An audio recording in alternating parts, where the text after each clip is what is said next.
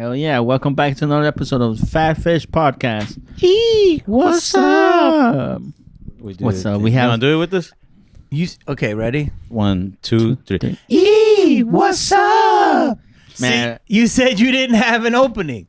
Oh, it's because we don't have okay, on cue, do it. Like we always do it within the first minute or two. Yeah. But either he'll start it or I'll start it off, and then we just gotta catch you while you're doing it. We also say Happy Mondays. That's a thing. Jaime does. Because releases on Mondays. So Happy Monday. I got you. Wait, I'm sure you get this a lot. Why FatFish? Is it what I just realized what I think that is? Is that what it is? No. What do you think it is? Whatever you think it is, yes. My dad's restaurant. Yes. Why is it? Jaime's dad had a restaurant called El FatFish when we were kids. Is that for real? Yeah. That's what I thought it was. We worked there as kids. As dishwashers. I was Wow. Yeah. It was called the Employee of the month. You were? I wish. It's called FatFish. Yeah, Yeah. FatFish. Fat Pescado. Gordo Pescado. Well, actually, it's just called El FatFish. It's a little touch of Mexican in there. A little touch. Seafood Mexican restaurant. Hell That yeah. was good, Jaime. Welcome back, everybody, to another episode. Today's guest, It's the one and only. you know him, the first son of the mask. I was gonna say the second. You're the first son. I'm the first son. The son of the mask, Malibu's most wanted, Kicking in the old school. the break dancer champ himself, came back. Pop rocks and What soda was what it? was the soda? Pop Rocks. Coke and Pop Rocks. And you're gonna yourself with Coke and Pop Rocks. Yeah. Coke and Pop Rocks. That's how we and Jaime Kennedy experience. Jamie Kennedy Yeah. experience. Experiment. Give it up, Oh. everybody, for Jamie Kennedy. We have a live studio audience. Hold on. All right, everybody, shut up. Thank you guys. I appreciate you having me. Wait, Oh, can thanks. I pull this up a little bit? Or no? That's all it goes. That's as fat as this fish goes. Yeah. Yeah. Hopefully, after this episode, though, our views go up so much that we can afford better mic stands. The foldy ones. Yeah, I think you'll be doing well. I hope so. You like those? The foldy? Yeah, 40 ones. Like those. But Yeah, I like the foldy ones. Hell yeah. Easier to use. How you Man. doing? I'm good, man. Yeah. When's your birthday? May 25th. What are you, Sagittarius? Gemini. Oh, nice. May Yeah. 25th? Yes, sir. Oh, Jaime's birthday is in May. Jaimito. May 6. Oh, but you're Taurus. Yeah, Taurus. You're Taurus. like my mother, guy. But I That's like good. you saying that. We get along. Yeah, we do. Jaime's Yeah, due date was May 5th, but his mom was partying so much that she forced him to wait till May 6th. She waited, to May 6. I want to believe that. It's true, man.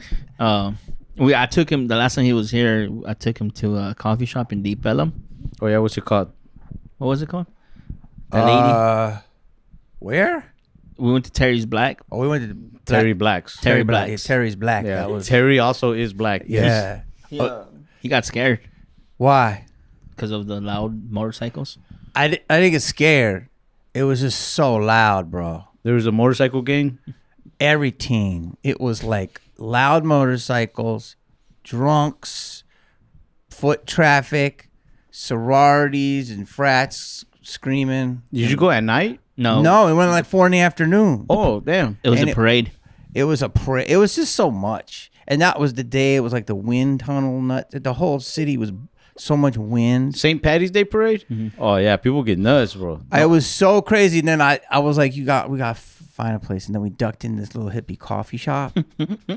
And then he was like, you want to do the pod? We can't do it. I'm like, I'm going back so I can stop on the way. And then he was texting you. Oh man, thanks for coming by. Of course, bro. Appreciate it. With a couple of young kings. Where are you on your way to? Connecticut. Oh yeah, you got some gigs out there. Horror con. Horror con? Yeah. You guys look like you're in the world because you look like gamers, collectors, sneakerheads. The sneakerheads. So, like you do Funko Pops. Okay, you got me. I do. Yeah. So, because different movies I've done, there's a lot of collectibles. So, like, there's this big con called 90s Con, and it's like a lot of people that did a lot of cool stuff in the 90s. And then we go and we sign autographs, and you might get a Funko with me from Whoa. What'd you do in the 90s? Scream. You did Scream? Scream 2. For real? Yeah. Yeah, got killed in Scream 2, You got killed in the second one? then came back in the third. Wait, what did you do in the first one? Wait, you were at the party? Yeah, I was at the party. I remember the party. You remember the party? Yeah. I know the rules. That's all I remember though. Wow. Okay, it's all right. Yeah. So I'm sorry. No, wish I liked remembered it. more. you're probably you were probably born. I watched it On TV, no? Scream. I watched it as like what year did it come out? 96. Oh, I was born 96. So Wow. yeah. So I'm It glad was. I remember it because it was playing when I was born. It was in the room. I hope not. Yeah, my mom's a big Jamie Kennedy fan.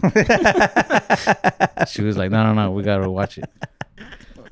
No, my mom is a big fan. I didn't even tell her we're gonna have you on. She is? She would have showed up if I would have told her. No. Yeah. Really? Yeah. Wow. She because of Malibu's most wanted. She loved Malibu. She loved Malibu. Yeah. Yeah, I have different sects of people that like stuff I do. The horror community is one, but Malibu and Kickin It go together. That's another, and then Sun the Mask another. Kicking it was dope. That's the Kicking It was dope. Hell yeah. He was telling me at lunch. He was like, "You guys were like quoting it, and Hell yeah. I love that you guys liked it. Thank you Thanks for giving Bobby Lee a shot. You know, For real. letting him be in your movie. for real." He'll say that. He did. He didn't. I don't know if he did any movies at that point. No. Maybe no. I think he did Harold and Kumar, because I was in Harold and Kumar. I think he had a little cameo. You like acting more than stand up? I'll tell you this. I used to, because as an actor, you show up on set. If it's a great script, you get to deliver these great lines. And if it's a good movie, it will live forever and be in the pantheon of pop culture. And you get taken care of like a king. Then I was doing stand-up and making a good amount of money. But I had to like get up at 5 to do radio, and then I had to like promote it, and then do like the local newspaper. And like with acting, I never had to do that. I hate promoting. Yeah, right. Well, this is before, socials. So, and I was like, and then I would go on stage, and sometimes when I would bomb, I'm making money, and I'm like, they really like me in the movies, and then I'm bombing in front of them, and I'm like, why? Like, well, screw you, like I'm doing this, so it's like I would get mad, but because I didn't have the skills, I only had 20 minutes when I started getting famous, but I was more, but I started really kind of as a stand-up, kind of at the same time as both, but I really, I was like, why am I doing this? I would go to I would do a big movie, and then I got an agent. Well, I already had an agent, but my agent started putting me in colleges, so I only had 20 minutes, so I did something called lunchtime shows. That sounds horrible. You know what that is, bro? That's when you go to like Greek week or like the fall show or the spring, and you're the lunchtime comedian. And People were actually watching, or it was like doing a bar show for 3,000 entitled kids. that's tough. Yeah, it was tough, bro. But it got me good, and you got good money. And then I would go and open for a big comic or do 15 minutes for them. But anyway, long story boring is I love them both, but I think comedy right now is more important. Comedy right now? 1,000%. And I don't know if it's ever going to go back. Why do you say that? Because It'll go back. the truth is the most important thing in the world, or what we think the truth is. And comedy is the thing to expose it and talk about all the bullshit in the world. And it's our job not to be scared. We have to say what is real. We have to call out shit. Yeah. And it has to be, things that people don't want to talk about. And comedy, with right now everybody fighting and dissension of voices and people saying what's offensive, what's not, what they don't want to talk about, what not. It's the comedian's job to push. I like that. More than anybody. Yeah. And rock stars and shit, a lot of them won't do it anymore. It used to be rock and roll, but I think it's comedy now. I feel that. A lot of celebrities kind of want to keep the fame, so not say stuff. Yeah, they want to keep their money, which I get it. Like if you're making $10 million a year, you don't want to say some shit about Big Pharma. What I like about comedy too is that it doesn't have to sound hardcore to also be true. still kind of put like a mirror in your face.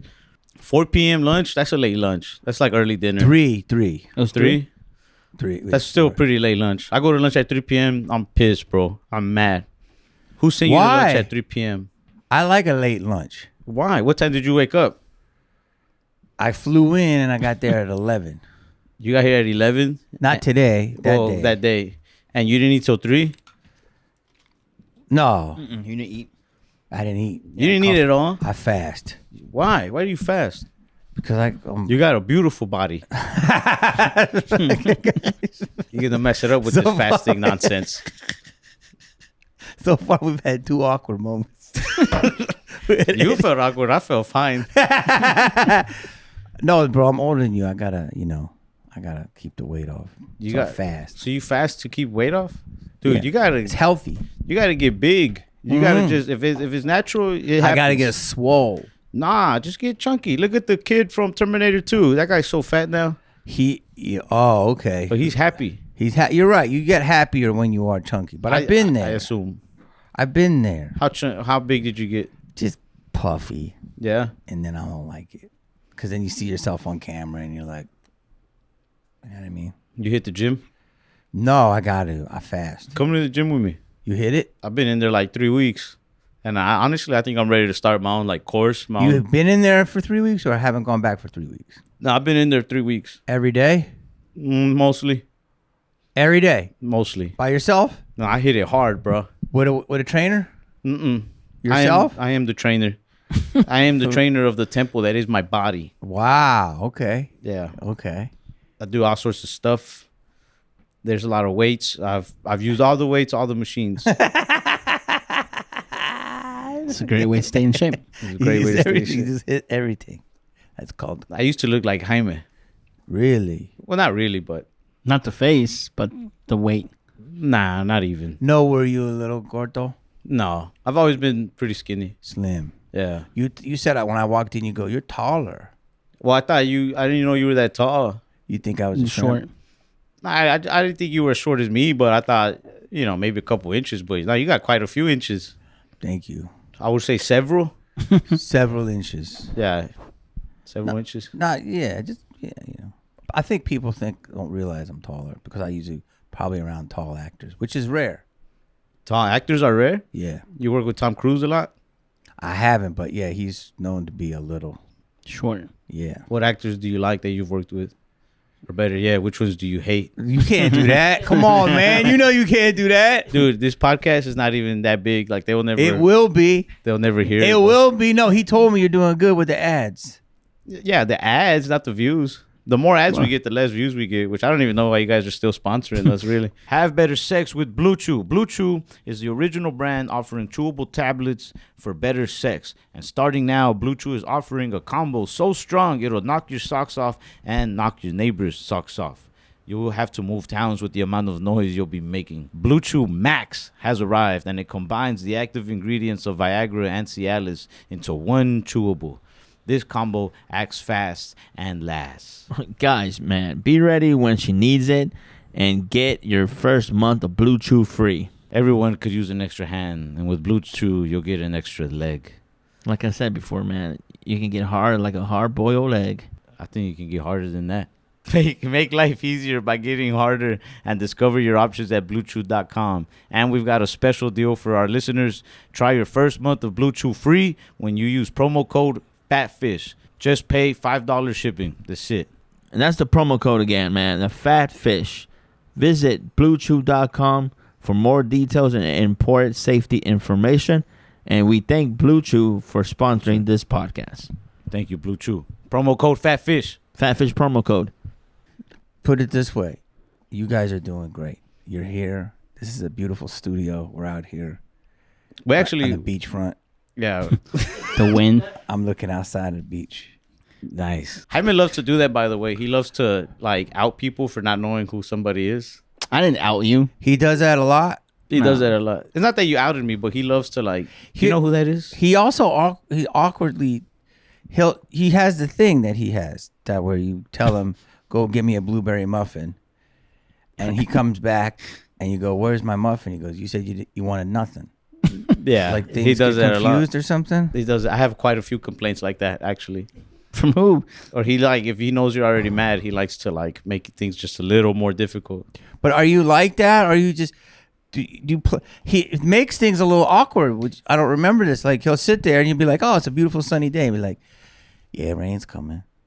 Yeah, no, he can't help himself. He can't, right? He can't. Like you can't. I didn't do that. Like life Rain's moments coming. like that are like scabs to him, and he can't help but scratch at them. Is that real?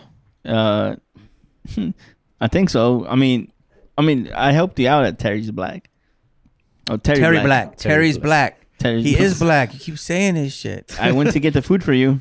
Oh my God, he did. Do you want to hear the story though? Yeah, I do. Well, that was a big deal for you to get me the food. It was a lot. I said, I gave him my credit card and I said, will you just go get it, bro? Because I was all tired. Now, was that annoying? But, you know, I just was like, can you do it? So he did it for me. I bought him lunch. I said, I'll buy whatever you want. So he went and I said, I don't know, get 1.5 pounds of meat. So he did that. And I said, just get a little side of mac, a little side of beans, a little side of corn. And I said, and some bread. And he got 2 sides of mac, 2 sides of beans, 2 sides of corn, a side of rice, and then a bunch of bread that wasn't the bread. He got cornbread. Why'd you do that? Because you said bread. I said bread, but then he didn't realize that I wanted the white bread. I didn't know the white bread came with like the forks. I thought you had to buy it and pay it. So you know cornbread, right? Yeah, I know cornbread. I've heard of it. The guy who's handing out is like, hey, you want bread? He didn't say corn. And he's like, here's fresh cornbread. Oh, did he hand it out? But why'd you get all those good. sides? Because one for him, one for me. Did you finish all your sides? I I've never did. seen you finish sides at Terry Black's, by the way. Bro, Yeah, I finished. you did not. So I ate a lot of meat, right? And then he didn't, which is, I was surprised. You ate a little meat. I guess he had a set after, Yeah. which is hard. I would never eat before a set. I'm starving right now. I didn't eat one thing because I want to be on point. Because you're fasting. That too. Well, hold on, but I also want to. I can't. I'll be tired if I eat. So then we go. There was all this extra food, bro. So I felt like bad. So I said, I did take the meat because I was hungry. I ate it on the plane. I said, give the rest, all the sides to the homeless. I left a little bit of meat for homeless. Is that Did you fair? give them to the homeless people? And I said, do it. And I said, take a picture so I know you did it. Oh, okay. And he never sent me the picture. Yeah, he didn't do it. Then. I did do it. Bro, I did do it. did you do Yeah. it? Because there was a lot of people down If in he that didn't part take of the town. picture, he didn't do it. I did do it. What did the homeless man I say when said- you gave it to him? He didn't say much. He just said, Nah, see, I that's how I swear. know you're lying. No, I that's swear. How I know Did you you're do lying. it? Yes, I did. 100%? 100%. Nah, We had a I cart. don't believe you. I don't believe you. And I'm for when real. you give food to when you offer food to homeless people in Dallas, you get one of 2 responses. They either say, "Nah, I'm good," because they don't trust what you got and they don't know if you're trying to poison them or some shit, or they say, "Hell yeah, man, what you got?" And then when they see what you got, they ask for something else that you don't have, like money or a side, or they're gonna be like, "Damn, you didn't put no white bread in here." Like they will, you know what I mean? Okay, that's- So the fact that he doesn't have a story behind it tells me he didn't do it. No, I did. No homeless guy just Cap. goes, Huh? He calls Cap. No, it's not cap. I swear. Hold on. How I about, swear, dude. Swore on Candace. bro? Okay, yeah, okay. I did swear on Candace. You swore on Candace? Yeah. That's horrible. He also hates his girlfriend. He just Hey, I don't hate my girlfriend. she's being struck by lightning right now. You have a girlfriend? Yeah. When did that happen? I told you, coffee. You guys had a long coffee. Well, he had a Now coffee. I'm gonna poll you. I don't remember you bringing her up. Yeah, hey, Jamie. Yes, I did. Don't edit this, Jamie, I swear. Yeah. Candace. I gave the homeless the food, I give homeless the and food. I brought up my girlfriend to you, and you're like, sweet. No, you said. I said drop this off to the homeless. Can you do me that favor? And I You did. said yes, and I said, "Well, is Ralph in town?" And you said, "No, he doesn't live here." And I said, "Where?" And you said, "About 45 minutes away, in his compound." And I said, "That's dope." And then you said, "I'll text him." And then I go, "I'll call him right now." And I said, "Don't bother him." And then you were like, "Well, let me call him." I said, "Don't call him." And then I was just gonna call you. and I also then- don't live in a compound. I live in my dad's house. well, it's a compound now, and it's you added houses to it. Oh, there's a one extra house, but it's not like It's a compound. it's 2 acres, which I'm very grateful for. That's compoundish. But it's not it's like it's like compound-esque. Yeah. Yeah, I guess. You live there. You have a 3 golf course, 3-hole golf course. We have a lot of junk cars that they're Stop it. like they're all just That's not true. deteriorating. Go, I'll show you. That's I'll not send you true. pictures. Do you know that would be Ralph? That would be what we call a stereotype. Oh, the stereotypes are very true. For real. Stereotype. Yeah, You have a lot of cars. yeah. Yeah, A lot of them are my dad's. that's good. He's probably fixing. He's probably going to pimp them out. Nah, Pimp my ride. I think they're all just gonna be deteriorating for a while. There's the good cars that are drivable are all like inside or like under a little roof, Yeah. and then like the cars that are like one day we'll get to them. They're all outside in the conditions and whatnot. That's good. So you have extra rides when you need them. Yeah. But wait, then anyway, then you said, "Can I take a picture?" And I said, "Yeah." And then other couple took a picture. Then I got in the Uber, And then and then I bounced, and then you called. I talked to you like the next day, and you said you gave it to the homeless. Now I'm big about this. I believe in the universe, and I believe everything is connected. So I had this old air mattress the other day, and I have a guy that helps me with my pod, and I said, "Take this down to the homeless." And the next day, he took a picture of the dude chilling in his tent On the air mattress. and that made me feel so good because he used it. I hate it when people don't use shit. You know what I mean? oh yeah, I guess so. So I really wish there was a photo, but I swear I I did. believe him. I guess to be fair, I guess it would be weird if you pulled out your phone and you were like, "Yo, you like this, right?" And just, No, but he had a whole car with like a bunch of knickknacks and blankets, and I said, "Here's some food." and what he say? He grunted at me. I swear. Do the grunt. That was different than the first grunt. I No, don't it believe you. wasn't. It's hard to believe Jaime, bro. He lies a lot. Your name is Jaime, It is Jaime. but are you Jamie? What did he tell you? That his name was Jamie? Well, it's like he said Jaime, but aren't we the same? Yeah. Technically, right? So I say Jamie now. It's a Spanish version. Jamie, Jaime. What's Jaimito? It means like Jim and Jimmy. Like, you know how to say Jimmy for like when you're like a kid? Mm-hmm. Or like they're just like, it's like a cute thing. Jaimito is just like the smaller, cuter version of Jaime. Ah, I had a girl. She should call me Jaimito. So I thought it was like a nickname of Jamie, right? Yeah. It's kind of nickname, yeah. Okay. Just kind of calling you like cute, you know what I mean? Yeah. In a way, Yeah. I think. The only ones who named me that was like my mom and my tias. My What? aunts. My mom and my aunts. Would you say the word? Diaz? Your tias. Tias is aunt. Oh, okay. I just learned the abuelas. Is that grandmother? Yeah. Mm-hmm. The abuelas. Mm-hmm. Who'd you learn that from? Somebody, I heard it on a TikTok. They said, You told me you were not on TikTok.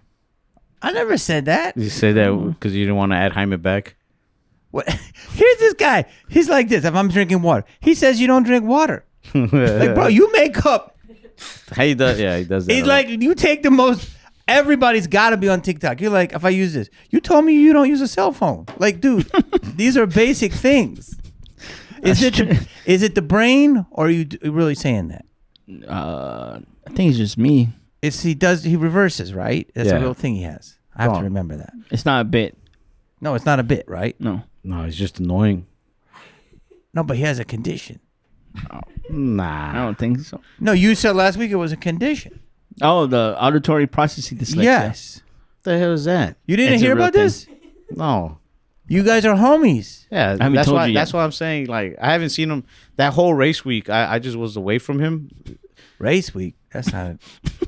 Yeah. that could go one or two ways. Oh yeah, it was just like we all meet up and we have racial debates. Race week. We used to call it race wars. Yeah. Nah, Texas 2K was in town, so it's like a lot of people come in from all over the world, even and race. What is it? Drag races. There's nonstop racing all week. Where? Oh, it took place here in Dallas at Texas Motorplex, and then so they race legitimate drag racing during the day. You see cars and there's different vendors there selling whatever they make for cars and stuff. You know, big like event, and then people meet up at other locations afterwards for nighttime car meets and / races. So that whole week I didn't see him. So that's when he must have been making up that auditory. It's real. Okay, but do you have it? Yeah, I think so. You went to the doctor? No, the All right comments. then. All right then. No, he told me and Bobby, and then Bobby said that It could be true. Bobby said you do have it. What is it exactly? Explain this to me. Auditory processing dyslexia. What does that even mean? So Like this. Want me to tell you what it is? it's not a bit we're doing wrong.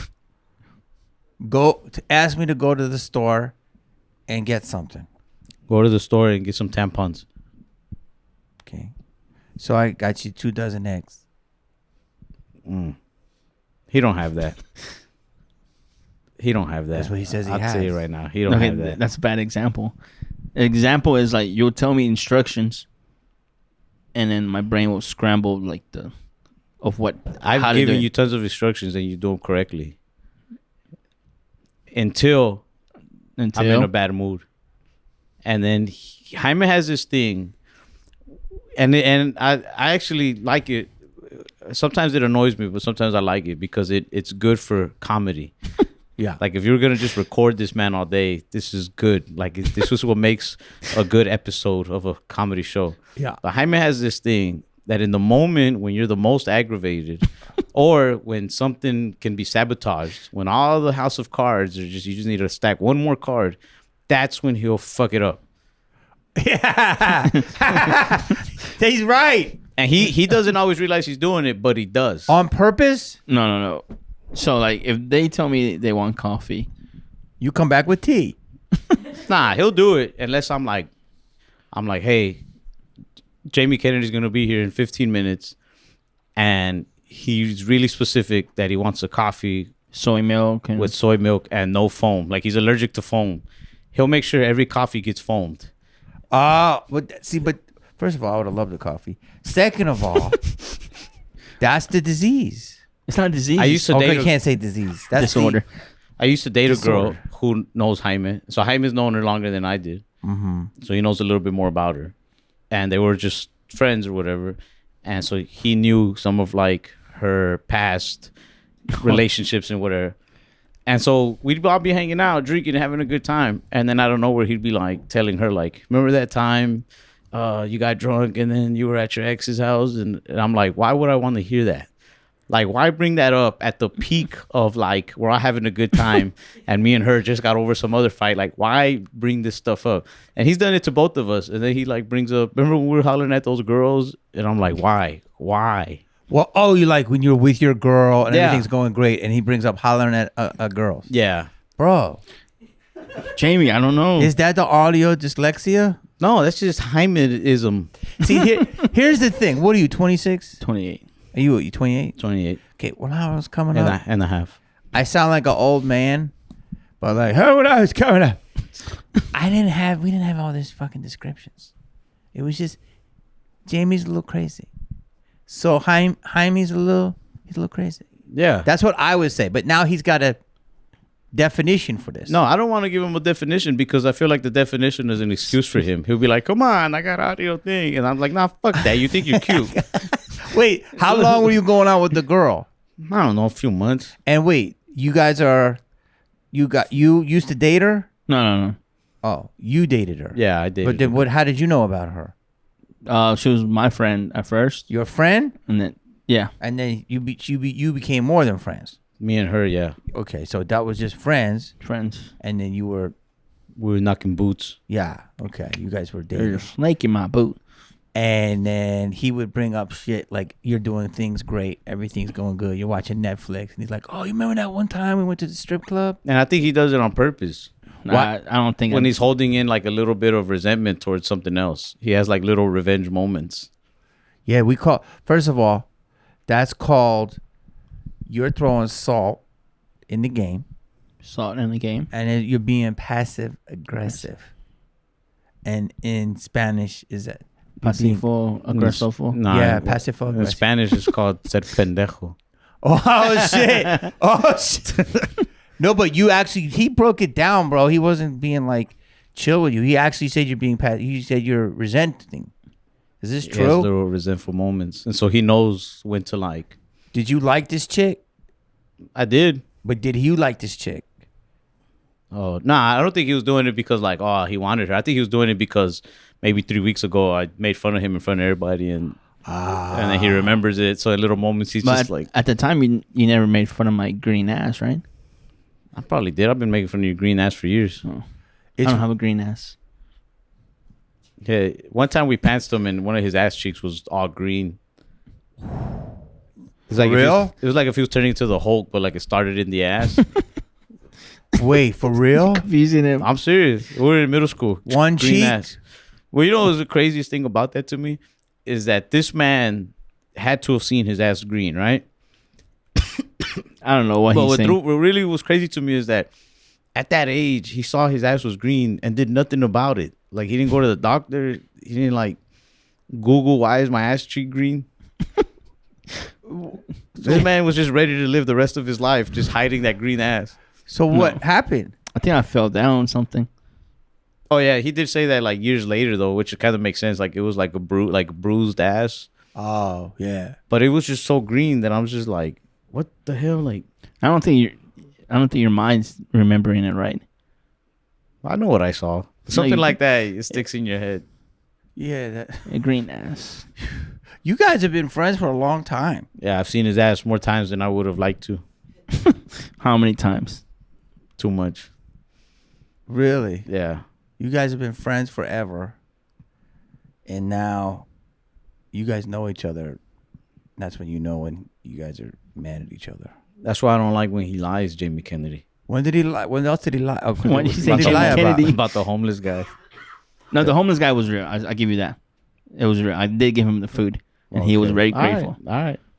I'm just saying. I don't. Maybe if Why lie to me when I've known you for so long? You know, I can tell when. was it like a school function and you were like a pep rally and your team colors were green? No, it was outside his house. It was outside my house. He also had no school spirit, so there was no. It was in middle school, so We were the Vanston Vikings. We were Vikings. I think our football team was not that good though, no, it wasn't. but they tried. Yeah, that's good though. That he told me that you guys appreciated comedy. He said you guys would watch comedy together, Yeah, we Yeah. like comedy a lot. and he said you guys were away from a lot of people because you liked comedy. Well, Other people didn't get it, and that's when you guys realized you were kind of reverse engineered into comedy. that's reverse engineered. Meaning the way you said it was actually pretty interesting. He said we would laugh at things and no one else would laugh. Yeah. And then he said that's when we realized, oh, this is comedy. This is what's funny. And that's when you guys started getting your passion. Is that correct? Yeah, I think so. Yeah, Something like that. Yeah. because I started watching Parks and Recreation. I showed him, and you didn't get it at first, Yeah, I didn't quite get it at first. and then after a while, you're like, "Oh, okay, this is." Well, it's because we grew up where like the only things that people around us thought were funny were like hood funny stuff. Mm-hmm. So like everybody around us really liked and I also like this stuff, don't get me wrong, but like everybody around us liked like a Chappelle Show or like Friday. And nobody around us was really watching a lot of the movies that we'd watch or like the shows that we'd watch. And Jaime would go even deeper because Jaime never misses a joke. Jaime kind of reminds me of like Rain Man. You remember when they dropped the toothpicks and he could see all the toothpicks? He counts them really quick. Jaime's like that, but with comedy. Yeah. So like Jaime could watch something and like it's rare if he doesn't find the joke in it or what's funny about it. Mm-hmm. And if it's really funny, then he's just laughing like a maniac. So through Jaime, I could like catch jokes more and then like really appreciate every joke in a movie rather than just like the really heavy parts. Because like I don't know if you've ever noticed it, but I feel like the average person will watch a funny movie and they probably won't laugh at every joke that's made in the movie. Yeah. They probably laugh at the big pop one, right? But I think me and Jaime would sit there and like laugh at like every joke. And we'd go to the movies. We get dropped off at the movies. We'd watch a comedy and we'd laugh so much that other people would tell us to shut up. But it's like, it's a comedy, bro. You shut up. Like, Wait, that's so good. First of all, so your audio processing dyslexia. is a superpower. yeah. 2, he just dapped you up. right? Not to dap him up. He dapped you up. He basically said you birthed him in the comedy part of his brain. Yeah, I always tell people like I wouldn't be doing stand up if it wasn't because of Jaime. Wow, that's a big compliment, bro. Yeah. Why? Because of those funny moments. Well, he just like I always loved comedy and stuff, but he just helped me dive deeper into it, and I guess always like he showed me a lot of the work behind comedy, if that makes sense. Mm-hmm. And like I got way more into it because of him. You know, it's like it's like if a mechanic has like a friend who teaches him about cars, and so he goes into it like that. Like the thing that would annoy me about Jaime though is that he never wanted to like just jump in and do it. Like I started doing stand up when I was like 18, 19, something like that. And then I would always tell him like, do it. And he would never, he got on stage like twice within like 3 years. And he'd get like really nervous and then he'd be like, nah. And he didn't really want to do it. And then when he came on the road with me, we had a show in Chicago and he had already been kind of like throwing, because he's always throwing bits, even when we were kids. Like he was always just throwing bits. Not even as like, hey, what if I did stand up and I said this? Like the man was just always creating bits in his head to say in public or just like to talk about, you know, just. So in Chicago, I was like, hey man, I told the sound guy that you're doing like 4 or 5 minutes. So like, let's write you a set. Like, let's get like the one thing you brought up, that's good. And then like us and the other comics that were there, we just kind of all pitched in ideas. Was it your show or on mic? My show. So a big show. Yeah. It was like, it was at Zany's in Chicago. And so you were headlining Zany's and you said, boom. Mm-hmm. And I just talked about like my sister's boyfriends and my dad. But those are your first times on stage opening for him in big rooms? Mm-hmm. Yeah. How long you been doing it? A year and 4 months. Something like that. For real? I think it's been more than that now. It's about to be a year in August. It's 2 years in August. 2 years in August. That is just so crazy. That is just a different way to come up. I also told him that he couldn't do my shows though. Like if he wanted to continue doing them, he couldn't do them unless he was hitting like mics and like getting to know the scene, at least here in Dallas where we live, like Yeah. to have perspective. Well, he did a show before Black Terry's. And then he bought a bunch of cornbread and then did another show after Terry Black. Hell yeah. You ever heard of Luby's? Is that my phone? That sounds odd. Luby's was like cafeteria style food. It's really good. Luby's. Oh, God. That's my bad. You can answer that. You go ahead. We'll cut this out. No, you can't. Or we won't. I can't do it. I'm literally on the pod. No, I'm sorry. I'm usually not. I apologize for that. Nah, you don't gotta apologize. Everything's all right. Everything's good around here. That's our slogan on the podcast is Everything's good. Everything's all right. don't apologize. Everything's good around here. Everything's good around here. Don't apologize. Wait, I like that. I want to go back to what you're saying about comedy because a lot of times you'll do a screening when you do a movie that you did, and people will laugh at places you never expect them. And some of the places you think will get a big laugh don't get as big a laugh. And other times it hits like you think it is. But you said something that really struck a chord with me, and I want to get your opinion. Okay. Let's say I'll just use this as an example. I'm sure you played Tempe Improv, right? Tempe. I don't think I have actually. You ever played stand-up live or like a big club in like Phoenix or something? Yeah. So the next day after that, like you'll go to Sunday, right? And you'll go to like out to eat. This is just an example. You ever do this shit? You'll play a real club and then you'll go to like a brunch and you'll just be there with your homie, your opener or whatever, just real quiet, just chilling. And there'll be a table of 40 people just laughing.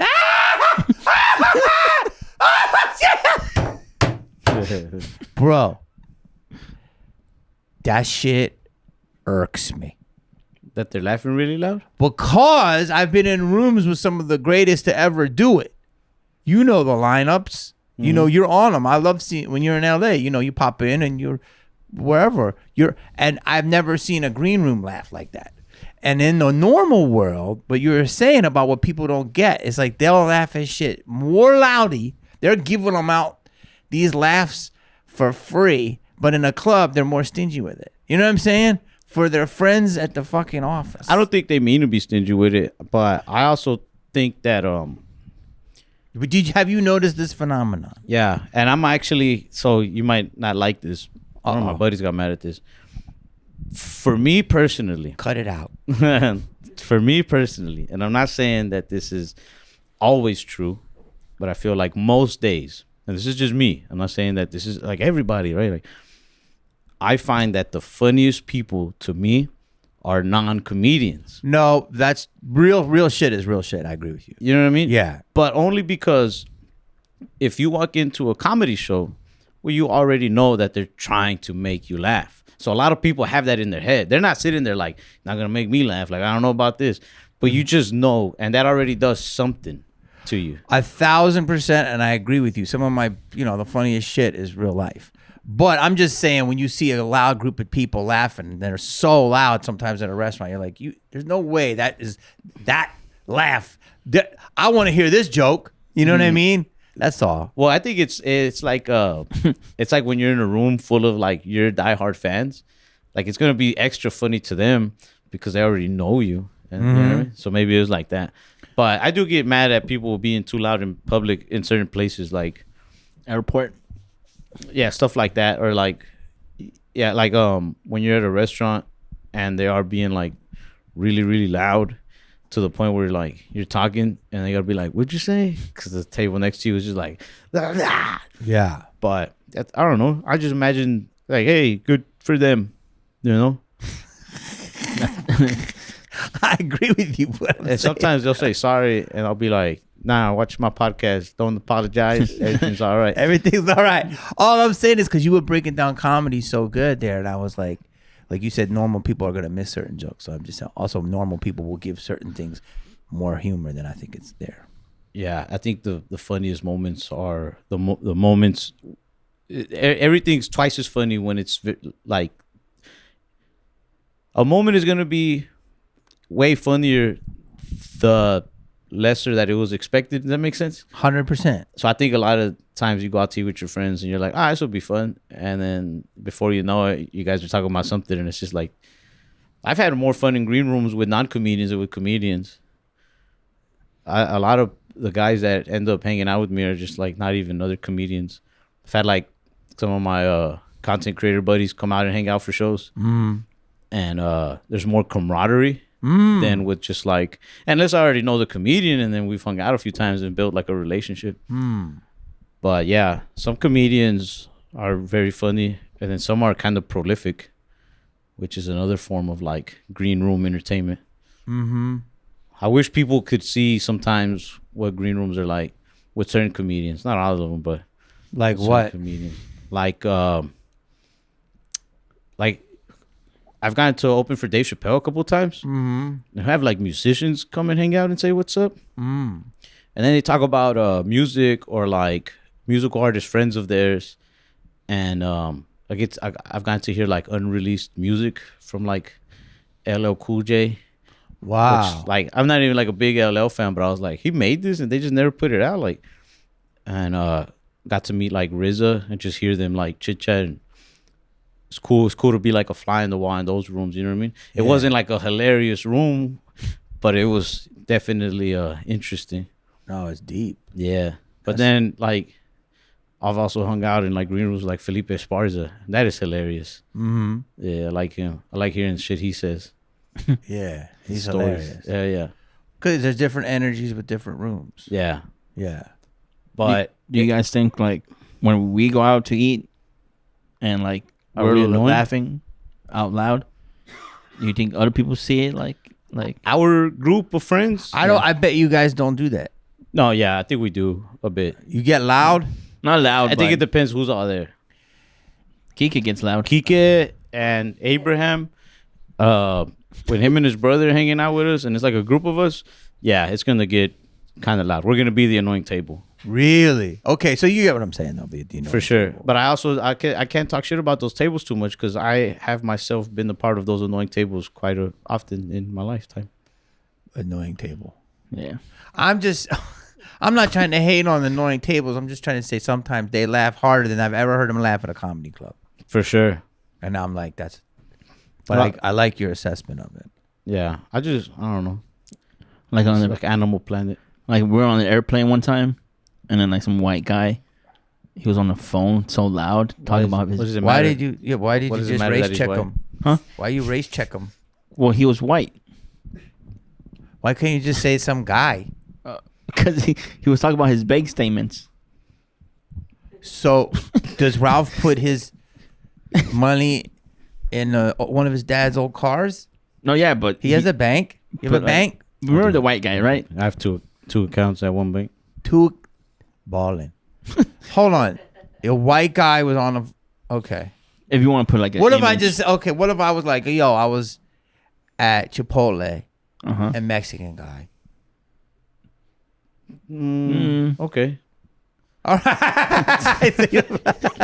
Well, they're closing down Chipotle, so Is that true? some stores. That's weird. It's weird. Go back to the white guy. So the white guy was talking about his bank statements or something. I don't know if you remember. And Southwest plane. He's like, hey, yeah, we're gonna make this $10,000 right now. I don't remember too. We were good. laughing at him. Not laughing at him. I bet you we were. No, we laugh. We get. I think me and Jaime laugh more in airports or in public areas than we do at comedy shows. For real. But we laugh at people a lot. You love people watching? I love it. Hell yeah. Then we'll get along all day. That's all I do. We were eating, and then we can hear other people's conversations. I'm pretty sure he was. If I remember correctly, that dude with the 10 grand, he was being like really cocky about it. He's like, yeah, make this 10 grand profit like nothing or something like that. But he's on a Southwest airplane. I love that. Not knowing what you guys do. Yeah. And you guys are just chilling. No, I feel bad, but old people are probably the funniest. Yeah. Just watching them argue. Yeah. He had to give up his seat for a pilot. And he told the flight attendant was like, hey, like if you move your seat, I'll give you a free drink. And then Ralph's like, oh, I'm 30 days sober. Hold on. That day, that one was funny because Jaime said that joke first. Because they were like, if anybody would be willing to move so that this family could sit together, we'll give you free alcohol if you move. And Jaime goes, he's like, I'm 30 days sober. And he's like, like, imagine if I yelled that. And then he tried to yell it too. He's like, I'm 30 days sober, but nobody heard him, right? And then nobody was wanting to move. So they come to where we were sitting because we had like the middle was empty. Yeah. And they asked me, they're like, sir, would you move over so the pilot could sit here? I was like, yeah, it's fine. And they go, we'll give you free alcohol. And I go, I'm 30 days sober. And then everybody around us laughs. Just look at Jaime like, my bad, dog. Like, wait. And then the pilot sits down and Jaime tries to like come back on a joke. He's like, hey, like, you're a pilot? And the guy's like, yeah. And he's like pulling out his iPad, like where you could tell he doesn't want to talk, you know? And Jaime's like, if you're here, then who's flying the plane? And the guy's like, haha, like I have an app, like. Yeah. Nobody. Yeah. Never heard that before. Thanks for the new one. Again, Jaime just sat there like all embarrassed. But then he weirded me out. He weirded us out. Wait, so what happened when you said 30 days sober? What did the lady do? So She laughed. You took his joke, so she laughed. Yeah. They do jokes on Southwest. Yeah, they try to. They try. See, I wasn't trying to hate because you made me feel like I was hating on brunch, but now you're hating on the Southwest. Nah, we laugh at those a lot. Like, I just hate when it's 5 a.m. Oh, yeah. They're cracking. They're doing a 10 minutes. they do this the one joke that they all like. I don't know if maybe one person at Southwest wrote it and they're like, here, you guys use it on every flight, or if they all just stole it from each other. But the one I hate the most is where they're like, if you cannot perform the function or don't want to perform the function, or you just don't give a function. That's true. I've heard that. I've heard that. And then I'm just like, You don't give a function. You got me thinking now, like, who writes this? I don't know. Do you think they have writers? I think that the pilots meet up once a week and they have lunch, and then they just like, here's one I thought of. You guys could use it. Because I went on a plane the day after the Super Bowl, Mm-hmm. and the flight attendant was like, we're going to be flying high like the Eagles, the Philadelphia Eagles. Like, and it was like boo because they just won the Super Bowl. You fly Southwest. I flew Southwest to get here. I like Southwest. I like it. Yeah. It's easy. Chill. By the way, I'm loving Texas. Oh hell yeah. You know what I love? We love you Terry's too. Black. Terry's Black is that you can stop here. It's kind of like a bus ride, and then you're here, and it's like a lot to do, and then you can go to the East Coast. Like you don't have to do the whole trip. Like you can do business here. Stop, do a pod, do a set, whatever, On your way to Connecticut. or wherever. I like it. It's a beautiful. I see living in the middle of it's not. It's great. Where are you from originally? Philly. Oh, I like Philly. You do? Hell yeah. Yeah. Philly's dope. I don't know I'll catch shit for this, but kind of hard to find a good cheesesteak out there. Come on. Everybody's like, nah, we got all the best places. But You trolling? Is he trolling? No. I tried like 7 and like 3 of them were good. Where did you try? I don't know, just random places, man. If they're People. that good, well, you know, Where'd you you- gotta go to whatever spot. Where was your show at? Punchline?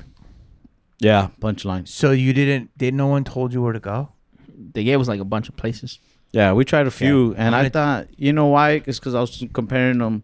Come, if you're ever in Dallas, go to Cheesesteak House, all right, off of Davis. Or there's another one in Garland, off of Centerville Northwest Highway, Cheesesteak House. Now, that's a juicy-ass, sloppy-ass, Steak.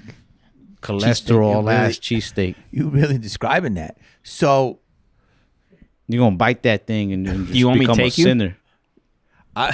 wait, what? You want I'm listening to him. we'll take you and try it. Okay, but hold on. Okay. I'm from Philly. Let me look at what time they close. That way Okay. you can try it. Hold on, bro. You're not gonna beat Philly. Okay, well, I'm just saying But that. listen, I it's thought like- I thought you'd find them more easier. Here's what it is. It is, bro. Jim's Steak's incredible. D'Alessandro's, Ish Kabibble. Ish Kabibble? Yeah, these are all bomb spots. And you know, so it's like me saying, like, I can't hate. I love Tex-Mex and I love the Mexican food here, but you know, I love the Mexican food in LA. Can I say one's better than the other? I mean, LA is really gonna come for you. On average, LA is better. But And I'm from here and I can admit that. bro, So I love LA, but I have to. You have to man, be- if the Mexican here is off the hook. you have to be big Really, enough to admit that you're Philadelphia giving it to is- LA. That's a big give for you, bro. if it's easier to find a really good hole in the wall spot in LA than it is here in Dallas. In Dallas, there is spots, don't get me wrong. Yeah. But if you've never been to LA, like really been there, like get to know it, you'll realize that it's easier to find it more out there than it is here. That's where, oh my God, we might have to cut this. That's where I came. That's where I learned about abuelas. See, everything's connected. What is it? Abuelas? Abuela? Abuelas. Abuelas. Because the best Mexican right now is on the corner. I've never seen more corner spots in LA than they're open all night, and they just straight up put up street meat. Yeah. And I don't really see that as much here. But I was saying, do you think, because they say they're abuela's recipes, right? Some of these stands. But what I was saying is, this is a joke I'm working on, but it might not go over well. Are people really worried about ice? Because if they were, wouldn't those places be the first to be looked at? I think that And I think there's more since Trump got into office. really. Yeah. They're everywhere. The lines are everywhere, and they're up to hook. Do you think they all got their papers? Do you think that this is my So I don't think. No, he ain't coming for the taco stands. this is my theory, and maybe I could be wrong, right? Yes. I think that the people who have those stands, I've seen them in LA. They're all over the place. They're either on corners. Everywhere. Sometimes they're not even on a corner. They're just like on the side of the road and a bunch of tables and chairs, like Bro, they're in supermarket parking lots. They're in car wash parking everywhere. lots. Everywhere, bro. And there's always a pig head or some type of head in a pot. which is kind of twisted. But damn, if that meat is not bomb, juicy AF. And there's a dude that holds you a bag of radishes, and they got the Apple Pay now. They're smart because some of them were getting jacked. So because they used to be cash. Yeah. Now they got Apple Pay. So go ahead. What's your theory? My theory is that they make so much money, they can pay off ICE. No. I don't think about that. Bro. Because they're everywhere. And they're thriving right now. And I think that the heads of all these, not the pigs, but the heads of all these taco stands, they got together, unionized, and they started paying off ICE and supplying tacos. So if you go to like an ICE headquarters right now, their lunchroom is just tacos and tacos and tacos. Bro, wait. If that's not a bit, you should make it one. Bro, are you being real with that? Because I I medium key believe that. And then like, they're all sitting there in the ice, you know, and like one of the new guys is like, "What's up with all these tacos? They come from these taco stands. They're probably hell of illegals. Like, we shouldn't be doing this." And the guy's like, "To know thine enemy, one must think like thine enemy." Kind of like on that episode of Breaking Bad when they got the Jesus Malverde statue. Yeah. And then once the guy tries it, he's like, "Okay, yeah, we're not gonna go to get the stands." Dude, that could be a theory. You can have that, by the way. I was adding to your bit. I was your bit. No, I was helping you with your bit. No, yours is better. I was throwing that in. No, because it's...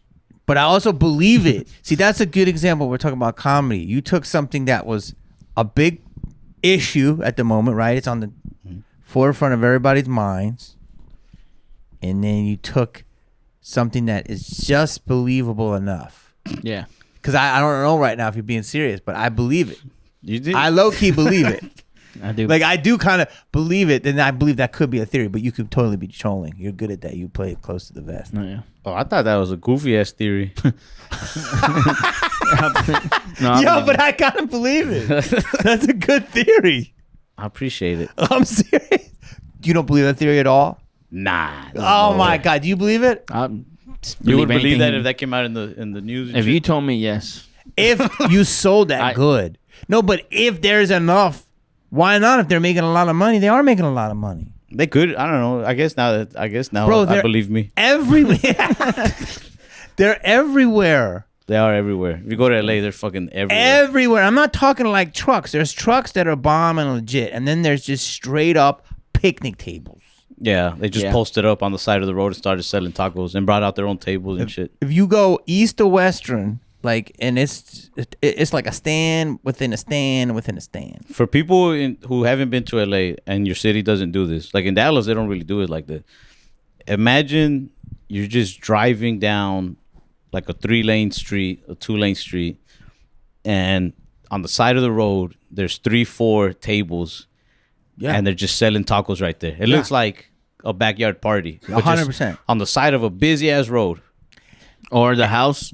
Or their house. Never a house. They've done this here. We're not talking about Mexico. Okay, but I'm talking about they be doing them at the houses too, and that's good too. They've done that here, where people here in Dallas, the best taco spots when I was growing up, I'm pretty sure they still do them, were places that started off as somebody's house and they turned it into a restaurant. Like they ended up changing up a little bit and adding parking, but it's like a house. It's like straight up someone's house in the hood. And those are always really good tacos. Or it's the way they'll start off sometimes, and that I feel like they make some of the best food here in Dallas, is it's still a house and they only open as a restaurant like Thursday through Sunday. Mm-hmm. Yeah. And so you just know their address and you know that this Thursday they make this, and that. And you pull up for that weekend. And then next weekend they might even have like different meat sometimes. It's like a pop-up. Like pop-up, yeah. What kind of meat do you like? That when you like for the tacos, Jamie. Is that a real question? Yeah, like what's a real question, dude? Out of the blue, he'll just sit there. What kind of meat do you like? You should see him on dates with women. Please don't tell me you leave with that question, huh? What kind of meat do you like when you got a taco stand? I didn't say it like that. I said, what kind of meat do you like? Like what kind of meat? Asada. Asada. I like that. I like chorizo. You like lengua?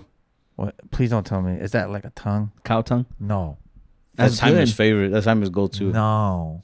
That's good. Trust me. I'm not gonna eat a cow. You eat cow tongue? Nah. I just think it's weird that I'm tonguing the tongue. You know? That is so weird. But it's good. When you cook it right, it's good. My dad used to make tongue at the restaurant. Oh, at the FatFish? Yeah, he would like cook it good. Is it really called FatFish? Yeah. He would watch his dad cook the tongue. He'd be like, "Dang, Dad, you cooking that thing good." And then he would be like, "Here, lick the spoon." And then Jaime would eat some of the raw tongue. That's not true. Don't believe him. That's how a lot of Mexican kids grow up. You're eating the tongue? Yeah, I love tongue, but like not like that. He would eat it like that, and then they would use that spoon. They would serve people. You ever have Yo. barbacoa? Is that my saying it right? Barbacoa? Barbacoa. Barbacoa. White guy. Barbacoa? What is it? That's actually my real last name. I just went by Barbosa because I was tired of being stereotyped. Changed it up a bit. Yeah, Wait, what is it? It's like the cow head. Oh, no. I can't eat that. Is it? No. Guess.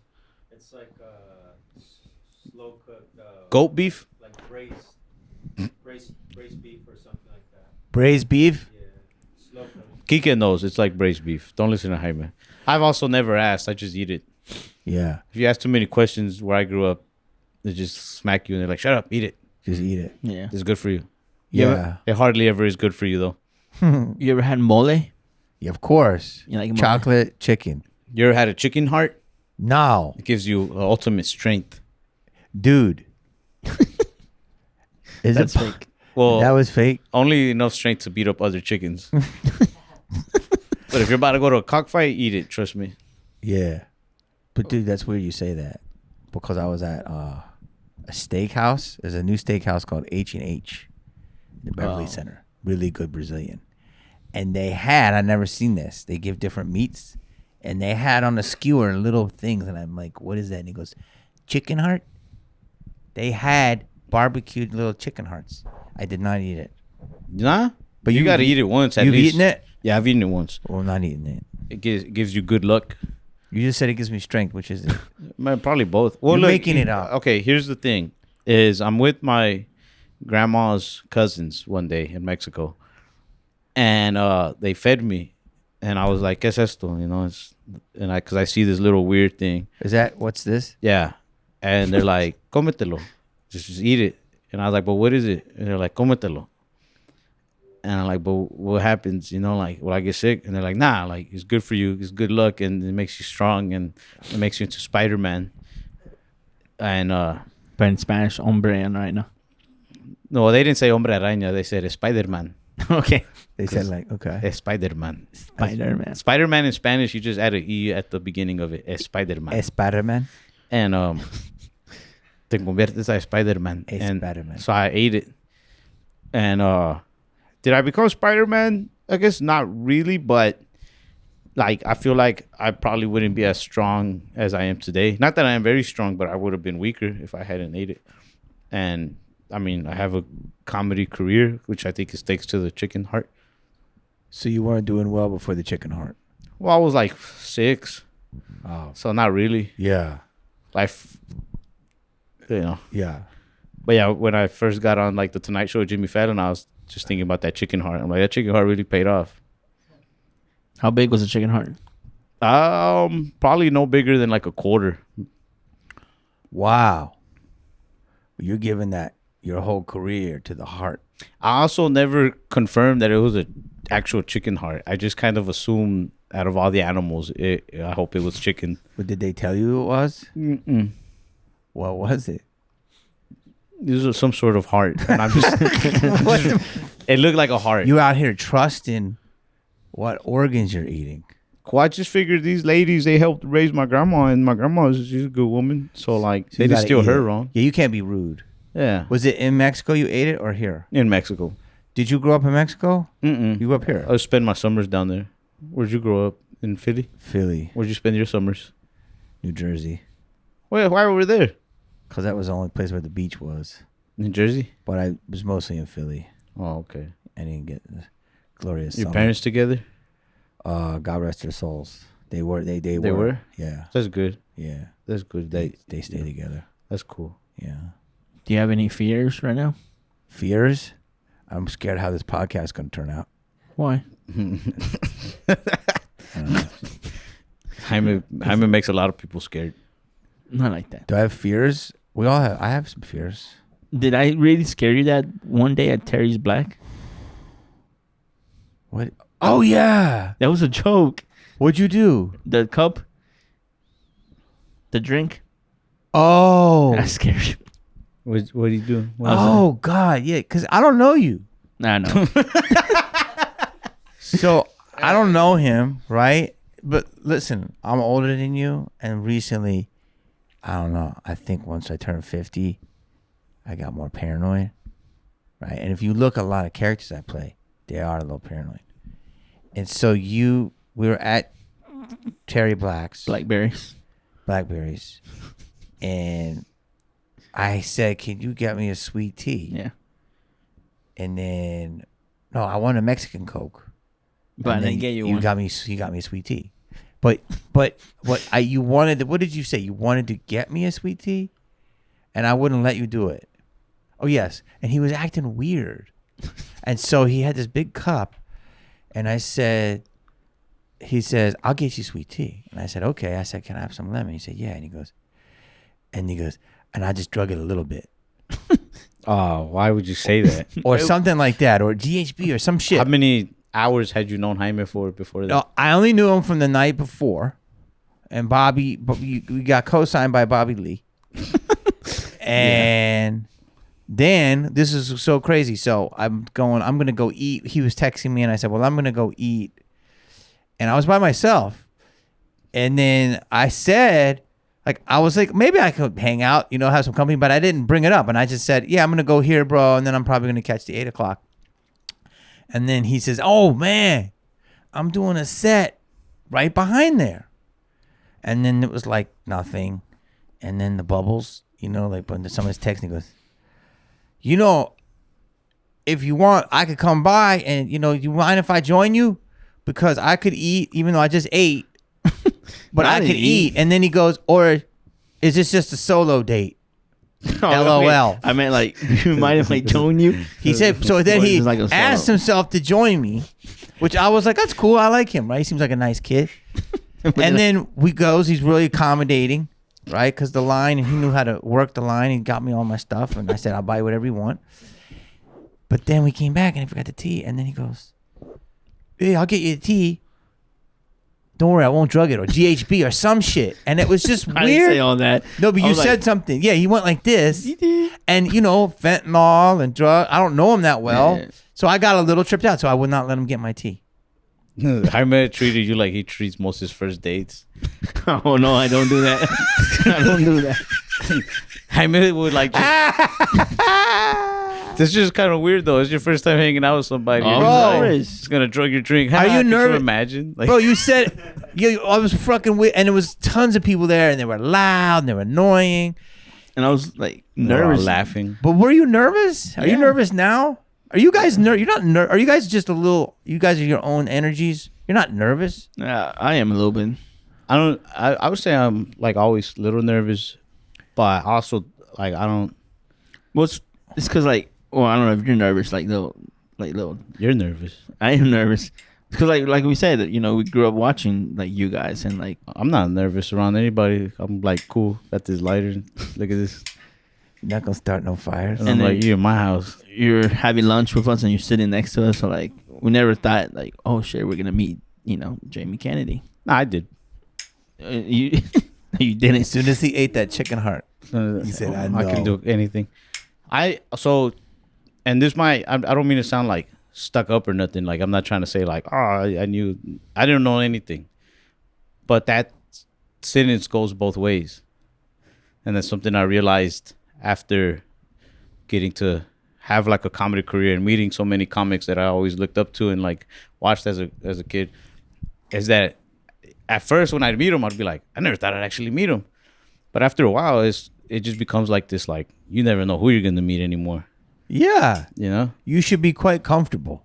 Yeah, so like I'm comfortable, but I'm also not like.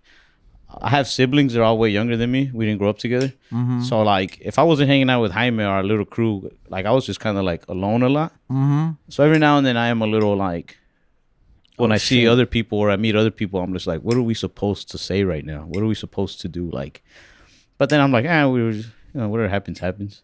You mean with other comics? We're just people in general. Like if I'm hanging out with like somebody I just met, I'm already like, what do I say? What do I do? I don't know. But then if like they take me around more people, then I'm really like, But then I just kind of like, whatever I do is what I do. That's good. But so you're saying when you get around people, Yeah. it's only are you saying when they recognize you? Nah, just in new general, people. do people recognize you a lot now? Yeah, here and there. So it's only gonna get crazier. I don't want that. But it's going to be. I don't want It's stupid. It's going. You know what? And I generally believe you. I actually believe that. I believe you're a dude who has a God-given talent, and you've also then nurtured that talent, and now you're blowing up from it. And I believe that you're doing everything that you're getting from this career. You just want to do what you're doing. But all the other stuff are what we call the accoutrements. Mm-hmm. And so now, because if you wanted it for that stuff, you wouldn't live with your pops. You wouldn't live off the grid. You'd be out in the scene, and you don't want to do any of that. You are the scene. Yeah. So I believe it is.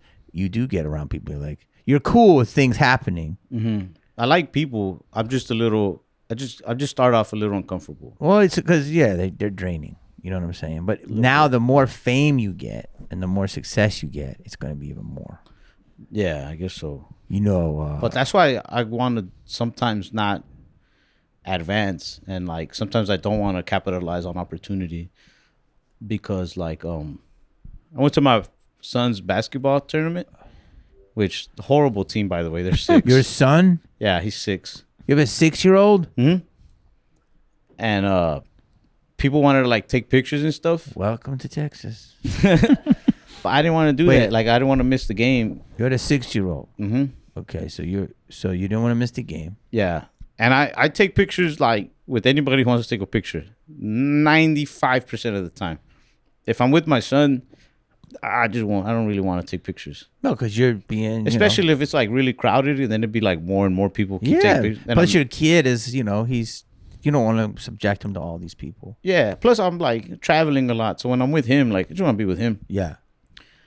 But only like a few people asked at the basketball game. Like maybe 3. Mm-hmm. And they were cool when I was like, nah, I'm just kind of, whatever. And they're like, all right, that's fine. But if I do more, not that I just have the options to do more. It's not like I just have movie roles piled up, like whichever one you want to take. Like, no, but like I have gone on auditions and like, but sometimes I refrain from trying to do more because I'm afraid that if I actually do more, then it'll become even more. And then I won't even be able to like be at my son's basketball tournament and stuff like that. So yeah, sometimes I think I'm just going to chill. You really believe that? Yeah. I kind of could believe that with you. I'll do auditions like my manager, my agent will send me like 2-3 auditions and I'll knock those out. But then like the next 6 they send me, I'll be like, nah. But do you want to act? Yeah, I've acted twice and I like it, but I don't know if I like it that much to where like I want to let it make me more famous. What did the stuff come out yet? I did a Verizon commercial in Spanish. So if you want to watch Univision, I come out on that channel a lot. Okay. And I did season 2, episode 1 of that show Mo with that comedian Mo Amer. Yeah. It's on Netflix. Okay. Yeah. So it's crazy because you're already so ahead of the curve because you have this huge following and you're already killing it and getting so much respect in the community, but also you're making a lot of money and you're playing 3,000 seats a night? Nah, not a whole lot. We'll do like some theaters, like some 1,500 seats. Bro, you have like 2 cities where you have the records for the most sold out shows. Yes, Stop being humble. Come on now. that part is true. yes. Chicken heart. So Thanks to the chicken heart. So wait, but so the whole business is done. So you're not gonna have to audition. They're just gonna come to you. But like you said, you may not want to do it because it's kind of a wrap though. What do you mean? Because social media, dude, clips. When I first heard of you, I heard of you from a podcast, and then I looked you up, and then the clip came up from Don't Tell, and it was hilarious. And then that clip had millions and millions of views. And then after you started blowing up, and then I saw a Tonight Show, another hilarious set. And so it's just the virality of the internet. So even it's almost you'll be more famous off the internet, I feel, than you will from a movie in a weird way now. Oh yeah. So you're already kind of you're already super famous. Yeah, but if I You chill, keep doing it. Yeah, you could do it. I could If you chill don't want to, and slow it sure. down. You can. You're 28. Which, by the way, follow my YouTube channel, Formula Bean. I really want to slow it down. I'm gonna do a pod with Jamie Kennedy in the corner. I like doing the podcast. I didn't want to do it at first. Jaime really pushed for it, but it's been pretty cool when we get like cool guests, Yeah. Like you. Thank you for saying that. Can I? Oh, go ahead. What did you say? Did the podcast start yet? No. Our new slogan for the pod. Actually, this was our real slogan. I made up the other one. I don't know if you could tell. I kind of thought of that one on the fly, but our real slogan for the podcast is FatFish Podcast. We're only gonna drug your drink a little bit. Yeah. Maybe. Enjoy the water. I like And the tea. No.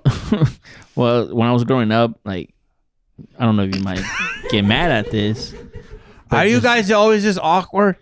Yeah. He's not doing it, right? This is real? This is real. Like, He's because I don't want to like make it awkward. I feel this is going to be an insult.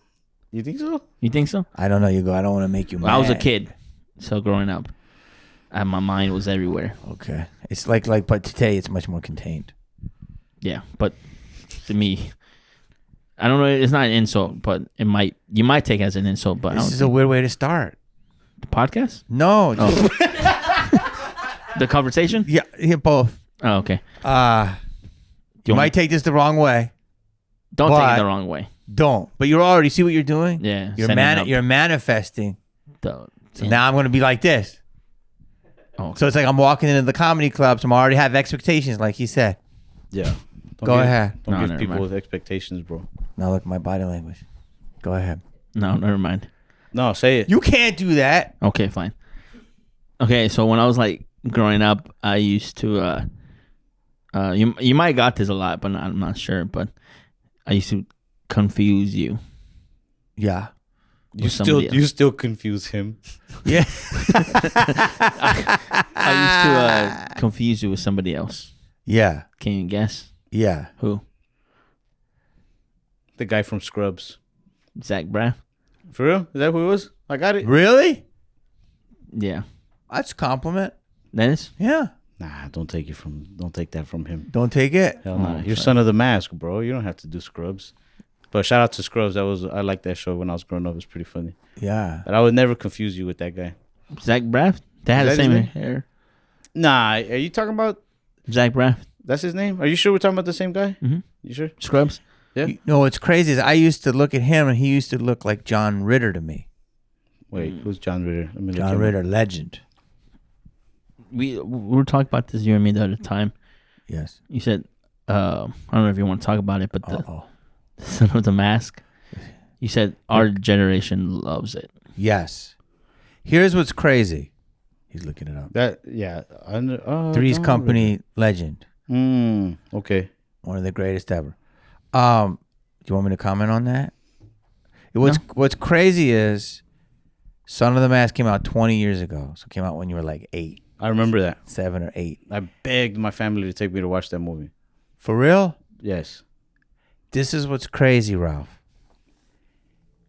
The movie, when it came out, tanked. Mm-hmm. It was destroyed by critics. It's got one of the lowest ratings ever Mm-hmm. on Rotten Tomatoes. And we made a movie that was a certain way. And then the studio they didn't have the patience for the director to do the cut he wanted.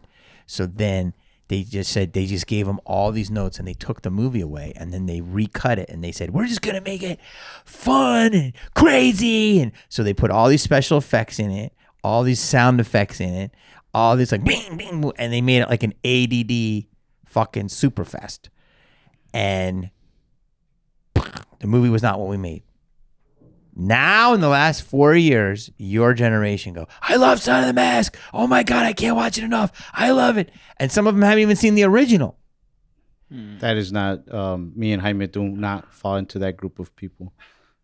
No, you said you loved it. No, I said I begged my family to take me to watch it. My grandparents, my mom, whoever. Yes. I was living with my grandparents. I did not say I loved the movie though. Oh, Now that first mask, now that's a hit. damn. That's harsh.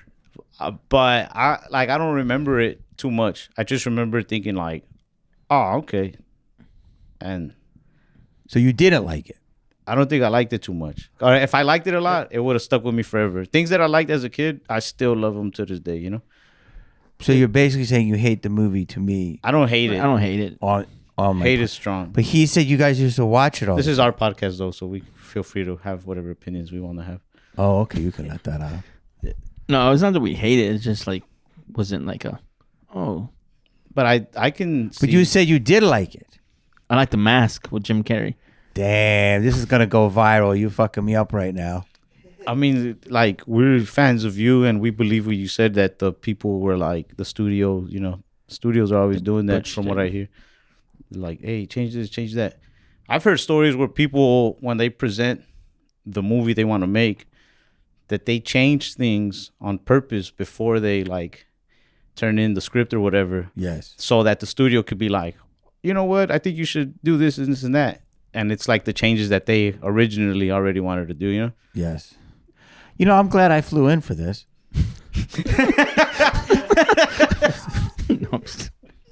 One thing about this podcast, we're going to keep it real with you. That's actually our other slogan is FatFish Podcast. We keep it real with anybody. We don't care who it is. FatFish Podcast. We keep it real even when we're going to drug your drink. Yeah. It's ain't drug. We'll let you know. No, but your generation, They love it. am I crazy to say that? Nah, I could see that. But you guys don't love it. But where are you getting this information from? Is it at the cons? When you go to cons, people are like, Hating "Bro, now. He's hatering. No, I'm saying this with no bias. I'm just trying to gather at the cons. At the cons. Well, that's why, because they probably expect people to not tell you that. They're like, yo, I bet you nobody tells them this one. This is a deep cut. And then they go and they tell you, and then you're just like, oh, this guy is different. So, yes. So you're saying when they do it at the cons, they really don't mean it. I mean, maybe not all of them, but also my generation is so weird that maybe they're not lying. My generation loves to like cult follow a lot of shit, you know what I mean? Especially from our childhood. I feel like there's people my age right now that probably fell in love with cartoons that they maybe weren't even that big a fan of when they were kids. But maybe as they get older, they're like, this was actually greatness. And back then I was just watching it as a whatever, but now I see why it was great. And then they're just like super more in love with it now. Yeah. I reference a lot of Ice Age movies. Yeah. So, yeah. Is that weird? Why? Because it's like kid movie. But you saw it when you were a kid. Yeah. You grew up with it. Mm. But I don't like Ice Age that much anymore. I always also, and like I'm a tough movie critic because I love cinema. Like I love cinema. When I was 5 or like 8, I saw that movie Heat, directed by Michael Mann. Yes. And I've just compared so many other movies to that movie now. So when I was watching Son of Mask, I was like, this is no Michael Mann. Like this isn't even up to par with a Michael Mann piece of work.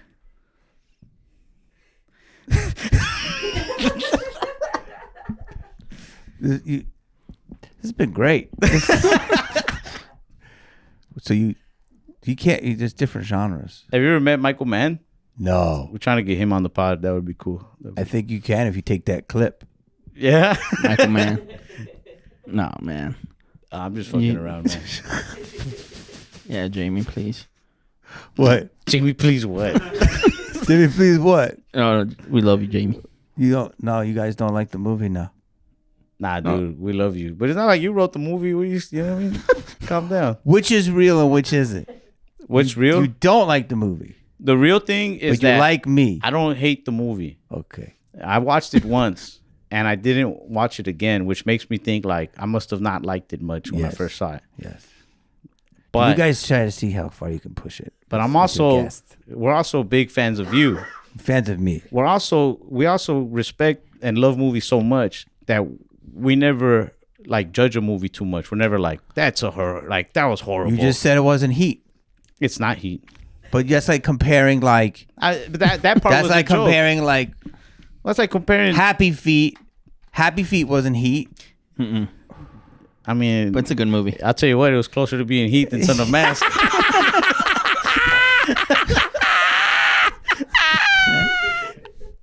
No, I wouldn't actually compare those two. That was just like a dumb joke. I know it's a joke. It's hilarious. But you know, I'm very forgiving of movies because just what I hear so much about like studios. you are. You said you're a tough movie critic. That was the joke. Well, I'm not. I don't think I'm a tough movie critic. I am like tough on like what I consider to be like a really good movie and Roast. an entertaining movie. As this turned into a roast. A good movie versus an entertaining movie. Sometimes a good movie might not entertain me, but I think it's a good movie. But sometimes an entertaining movie wouldn't be considered like a good piece of cinema. Well, some movies the critics don't like,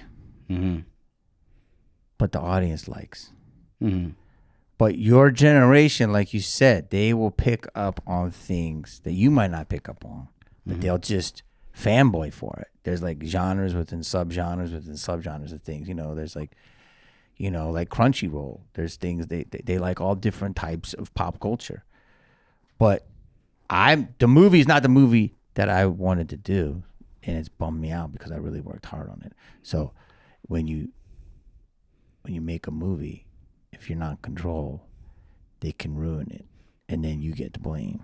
I think that is. And then when you harsh. fly to Texas and do a podcast that doesn't have 20 eps yet, when there's young up and coming big comics and they basically shit on it right to your face, it makes you question why you took the flight. I think that you did a good job, Thank you. and it wasn't your fault. Thank you. And I think that every actor has one or two or three movies that they feel that way about. Some more. Like with Robert De Niro, he's done like 100 movies. I can name you like 6 of them. You get what I'm saying? You get what I'm going here? Yeah. Yeah. Bullwinkle. Bullwinkle? People didn't like Bullwinkle. That was your movie? No, that was Robert De Niro's movie. You talking about the one with the flying squirrel and Yeah. the moose? He did that. That was him? But some people didn't like it. I never saw it. Might have been good. I love that movie. I've never seen it. But why do you bring up things that are awkward? I don't know, man. Is it because you want to get me? No, Why do you hate me? I don't hate you. Why do you hate me? I don't hate you. I think he hates you a little bit. I think Jaime loves to hang out with people he hates. Nah. Yeah. That's true? No, Jamie. No, I will say this though. When you make a movie, I hope you make a studio movie one day. So you can shit on it? No, because if you get it through the system and it comes out good, that'll be amazing. But it is tough. Yeah. I mean, deep down, I've always wanted to make a movie. But when I've actually put like work into it, I don't follow through at all. And because it only grasps my attention for like a week or two. And then I'm like, my dad says I'm like a butterfly chasing guy. Like I chase butterflies. So it's like whatever butterfly catches my attention, like that's the one that I focus on. Do you have ADD? Well, I don't know. I'm not a Could be. doctor. But you focused enough that you have a career. If I really like something, I'll focus on it. And I will say this. I've never focused on anything as long as I focused on comedy. You can't focus on a script, you're saying. Nah. Then keep doing comedy. Okay, I will. And I said your sets were hilarious, and they were. Oh, I thank you. And your movies are hilarious. Just not that one. I never said it's not. Like, It's because you haven't funny. watched it again. That's why. I wouldn't recommend it. No, but you dogged me because you were like, our generation likes the movie, and then he brings it up, and then he proceeds to tell me how not only he doesn't like it, then you slowly. He Slowly. Yo, you know bro, that when- that's by 1,000 cuts. You know what that means? No. You die at the 1,000th cut. The Yeah, samurai. he gets it. He's like this. You're moving, man. Yeah, it was interesting. And then slowly he's cutting you, and the next thing you know, you're like, yeah, I didn't like it, and then you're bleeding out. You are good. You conned me. Nah, Jaime, he's the crazy one. He called me and he was just like, "Hey, he thinks that our generation loves Son of the Mask." You said it. No, That's the truth. I texted him. I was like, Yo, this is like my show. What's the truth? Do you know it? This is like, you guys are good. The Jamie Kennedy Experience? Yeah. I never saw experiment. it actually. Not one? Mm-mm. You go on YouTube later. I'll check it out. It's not like Jim Carrey's. I've never saw a Jim Carrey show, and I don't think I really would want to. No, you should. Jim Carrey's funny in movies. I don't know if he'd be funny on a show. Or like, I don't know how funny he would be on a show. Like, what show? What would it be? You ever his see show? Living Color? Mm-mm. One of the greatest ever. Is it like a sketch comedy show? And Living Color? I think I saw clips from it. Come on, bro. It's one of the greatest. Just I don't say sketch shows. Just one of the greatest TV shows ever. And it birthed so many people. Jim Carrey was really funny. Legendary skits on it. In Living Color. I'll check it out. Masterful. I like Jim Carrey in that movie. Truman Show. No. I mean, that one's good too. Don't get me wrong. Liar. Yeah. That's good. That's good old fashioned funny right there. Yeah, that is. See, that's what I'm saying. Like, that is the type of movie that I could sit in a movie theater and I just die laughing. Right? And they haven't even been making those type of movies. They haven't. Mm-mm. And like, that was a movie where you go and you watch it with all types of people in the audience. And then, isn't it sad that they're not making movies like that appeal to everybody? Where do they Like make comedies? Right now? Yeah, I guess not. Hasn't been a The good. comedies you're getting are from podcasts and Netflix and clips. You're not getting it from movies. You know what's funny? Is like videos of people falling and hitting each other. Yeah. That's funny. Dude, one of the biggest videos in the beginning of the internet was grandma slips on poop. That's a real thing.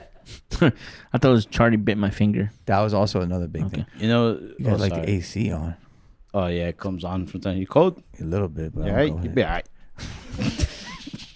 Oh, if he writes a movie, if we write a movie, we want you to be a part of it. Do I have to audition? No. We're Does gonna- it? Wait, What would we call the movie? What would it be about? Hmm? What would the movie be about? Son of the Mask 3. Okay. No, Son of the Mask 2.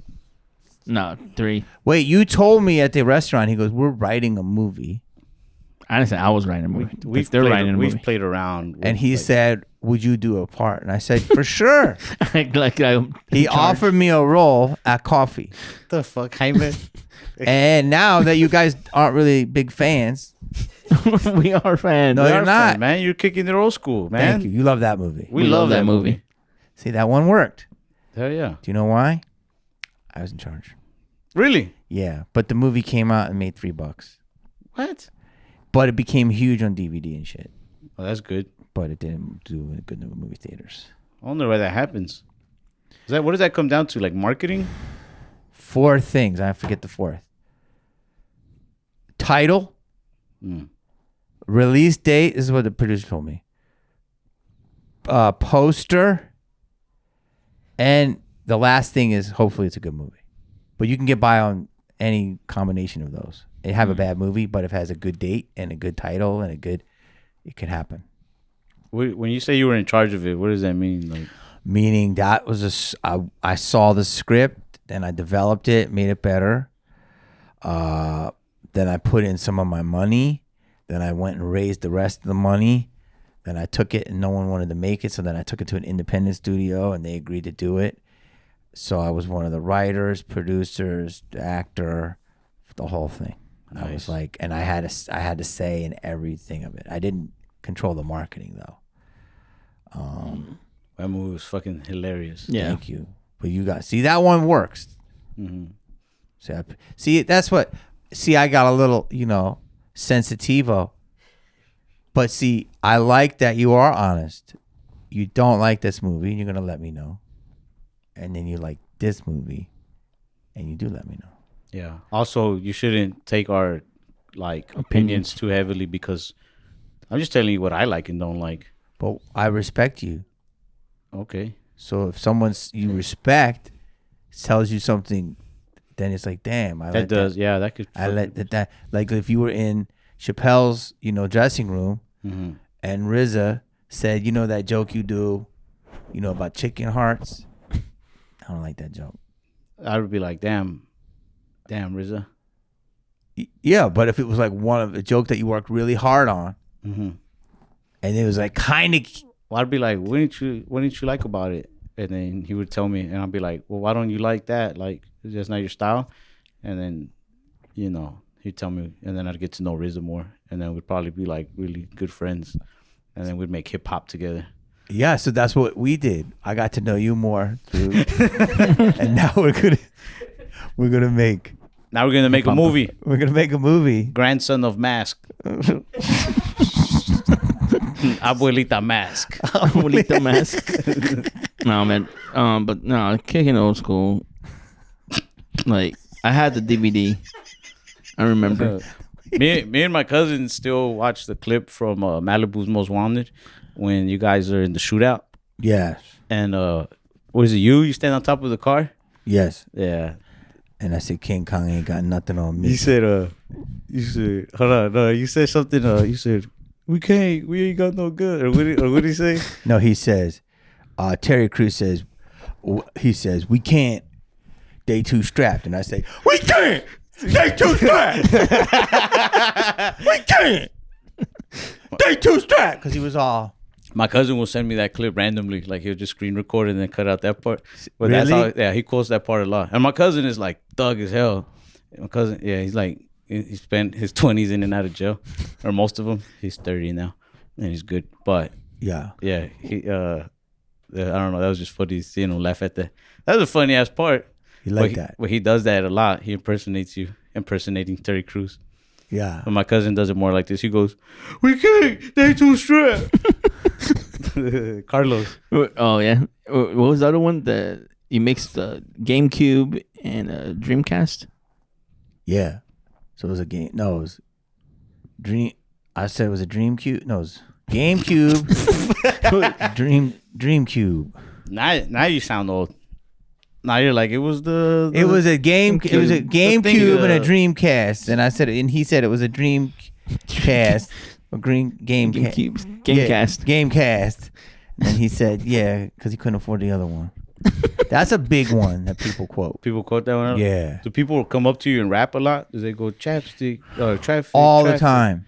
Do you get tired of it? Do you go like, hey, Yeah, it's okay, annoying. chapstick? No, I love it. Do you have like a lifetime supply of chapstick at the house that people have sent you? I sign a lot of chapstick. You sign a lot of chapsticks? Yeah, That's funny. I sign a lot of chapsticks, and then people add me to their story where they go, they sit in traffic and they go, hey, Jamie Kennedy, and then they start rapping it. So they do that. Or if I'm at a comedy show, somebody will yell it out. People just yell out crazy shit from all different things. Hey, I want to ask you this. You know what they don't yell out? The Art of War. At the Adam Ray show. Art of War. said the R word. Oh, Remember? God. Dude, They called me that when I went on stage. did you just drug your own iced tea? I don't think so. The No. joke was I was going to say Son of the Mask, but you fucked that up. But you got to laugh. Go ahead. Edit. I forgot. Yo, what I how was gonna awkward say. has some of this been? Not too bad. Do you guys say hella? Hella. Hella awkward? Hella is Or is that a no-cow? like hella. Is that a yay area? Nah, you know who says that? That fool Luis. He says, Hella. Yo, you just became real Mexi right there. I said that fool Luis. Is that, you know who said that? That fool. Louis. The fool Louis. The fool Luis says that a lot. Hey, he does though, right? Yo, he doing this. Like, He says hella a lot. Username, yeah. Oh, you're swinging. I thought we were gonna. Yeah, he was. Wait, what were you gonna say? Damn! No, I'm not doing it. No, I'm not doing it. I shit. See, he didn't leave me hanging. Oh yeah, I always wanted to He ask you bullied this. us. I don't know if it was your first comedy special, the one where there's like a lot of graffiti. And, Yes. Was that your idea or was that like somebody else's idea? Or like what was? Because like I never really designed or like came up with like a set design for a stage until we did like my special. And then when I was doing my first special with Netflix, I wondered like what was your process like behind yours? Because it was always there's a lot going on in that one. For real? Yeah. Or is this another Ralph review? No, I'm for real. I will say this before you get too big headed. I was very young when I saw it. I saw it on TV one time, Yes. so I can't really remember like a lot of the stuff, but I just remember the set a lot. You remember the set, but not the set. Yeah, I got you. I was very small. You saw a lot. You've seen a lot of things of mine when you were young. Mm-hmm. Was this post Chicken Heart? Post Chicken Heart. Yes. Okay. The Chicken Heart also enhanced my memory capabilities. Yeah. For real. Yeah. What was your first special called? Cowabunga. Is that true? Mm-hmm. And when did it come out? 2023. Look at you, right on his nuts. 23. 23. And it did. In the first week, it trended. Trended number 1 for 3 weeks, boss. I don't know why I gave it that voice. Trended That's number pretty 3 funny. for 1 week. Well, 1 week. Wait, stop making me. You're like that slow burn, bro. You got so many jokes underneath. They're going to go, he missed this joke. I hate it when you do that on a pod. And they're like, hey, that joke went right over his fucking head. Hold on. So I'm being real and you guys are being half. No. Yeah, you are. Abuela. My abuela's dead, so. So I'm sorry. God rest her soul. How do you feel now, Jimmy Kennedy? Terrible. Listen, God rest her soul. Listen, Yeah, she's let's go okay. back to this. Are you kidding me about the set? I'm for real. I always wonder. Yo, what, This is crazy. My boy, he designed it. Oh yeah. And so it was like my buddy, I went and did, there was a great club, man. The Tempe Improv used to be owned by like a real maverick, another guy, God rest his soul, Dan Murr. And it was old school comedy, the way the club was. And a guy who was friends with him came into the green room and said, I want to shoot your special. And at the time, before this, there was a time where you could shoot a special and you could sell like 2 million DVDs and get a fat cut. You get like $3 a DVD. Do that math. That's like a third of 2 million, which is 20. No, 600. three a million times 2, 6 million You can get $6 million. off of sales. And so the mid to late 2000s, people were just swarming in DVD sales. So everyone was doing specials. And then you would do it yourself, and then you would sell it to Comedy Central. What happens if I find the DVD today, like at a random store, and do you still get the cut? They send you like a $3 check. Well, it's 97 cents. So I get a third of 97. that. I get like 32 cents. But still to this day? No, Oh. I actually had a bunch of them, bro. Wait, you've got 3 stories. You make me think. I bought the rest of my inventory because I was so mad because I produced it. I worked so hard on it, and it only sold like 10,000 copies, and it was like 40. So I took all of those DVDs. I bought them for really cheap because do you know that if you do a special and they don't sell, there's a place in New Mexico where this is a huge hole where they put all of this. They put all of media in it, like DVDs, CDs, video games. It's a whole thing. It's a known place. And you, I'm not lying. and so you bought your DVD of your special so that it wouldn't go to that hole? 100%. You were like, this ain't going with Son of the Mask 2. So I knew he was gonna say that. I knew he was gonna fucking say that. I'm sorry. Yo, I'll get I'm sorry. fucking. What's roast in Espanol? El Yes, rosto. That's not what it Getting is. el rosto. It's caliente. Whatever. It's caliente. Te Listen. estoy rostizando. Yes. So I didn't want the shit to go into the hole. So I bought the shit for pennies on the dollar, and then I flipped it, and they're all at Dollar General. So I'm so happy because I worked hard, and if, at least they're out there. I can't make people buy them, but at least they're on shelves. People send me pictures of it. I didn't know that there was a Dollar General. I saw it on TV. We sold it to TV. To so I Comedy appreciate Central? it. Yeah. When I saw it, my thought process was because I don't know if you did that before or after Malibu's Most Wanted, but After. I saw it after Malibu's Most Wanted, right? So my thought process was like, oh, this guy might be like from some sort of hood background or something. Because all the spray paint. But yeah, I was like, or something, maybe like something hip hop or street related. Because also I had seen Kickin' It Old School.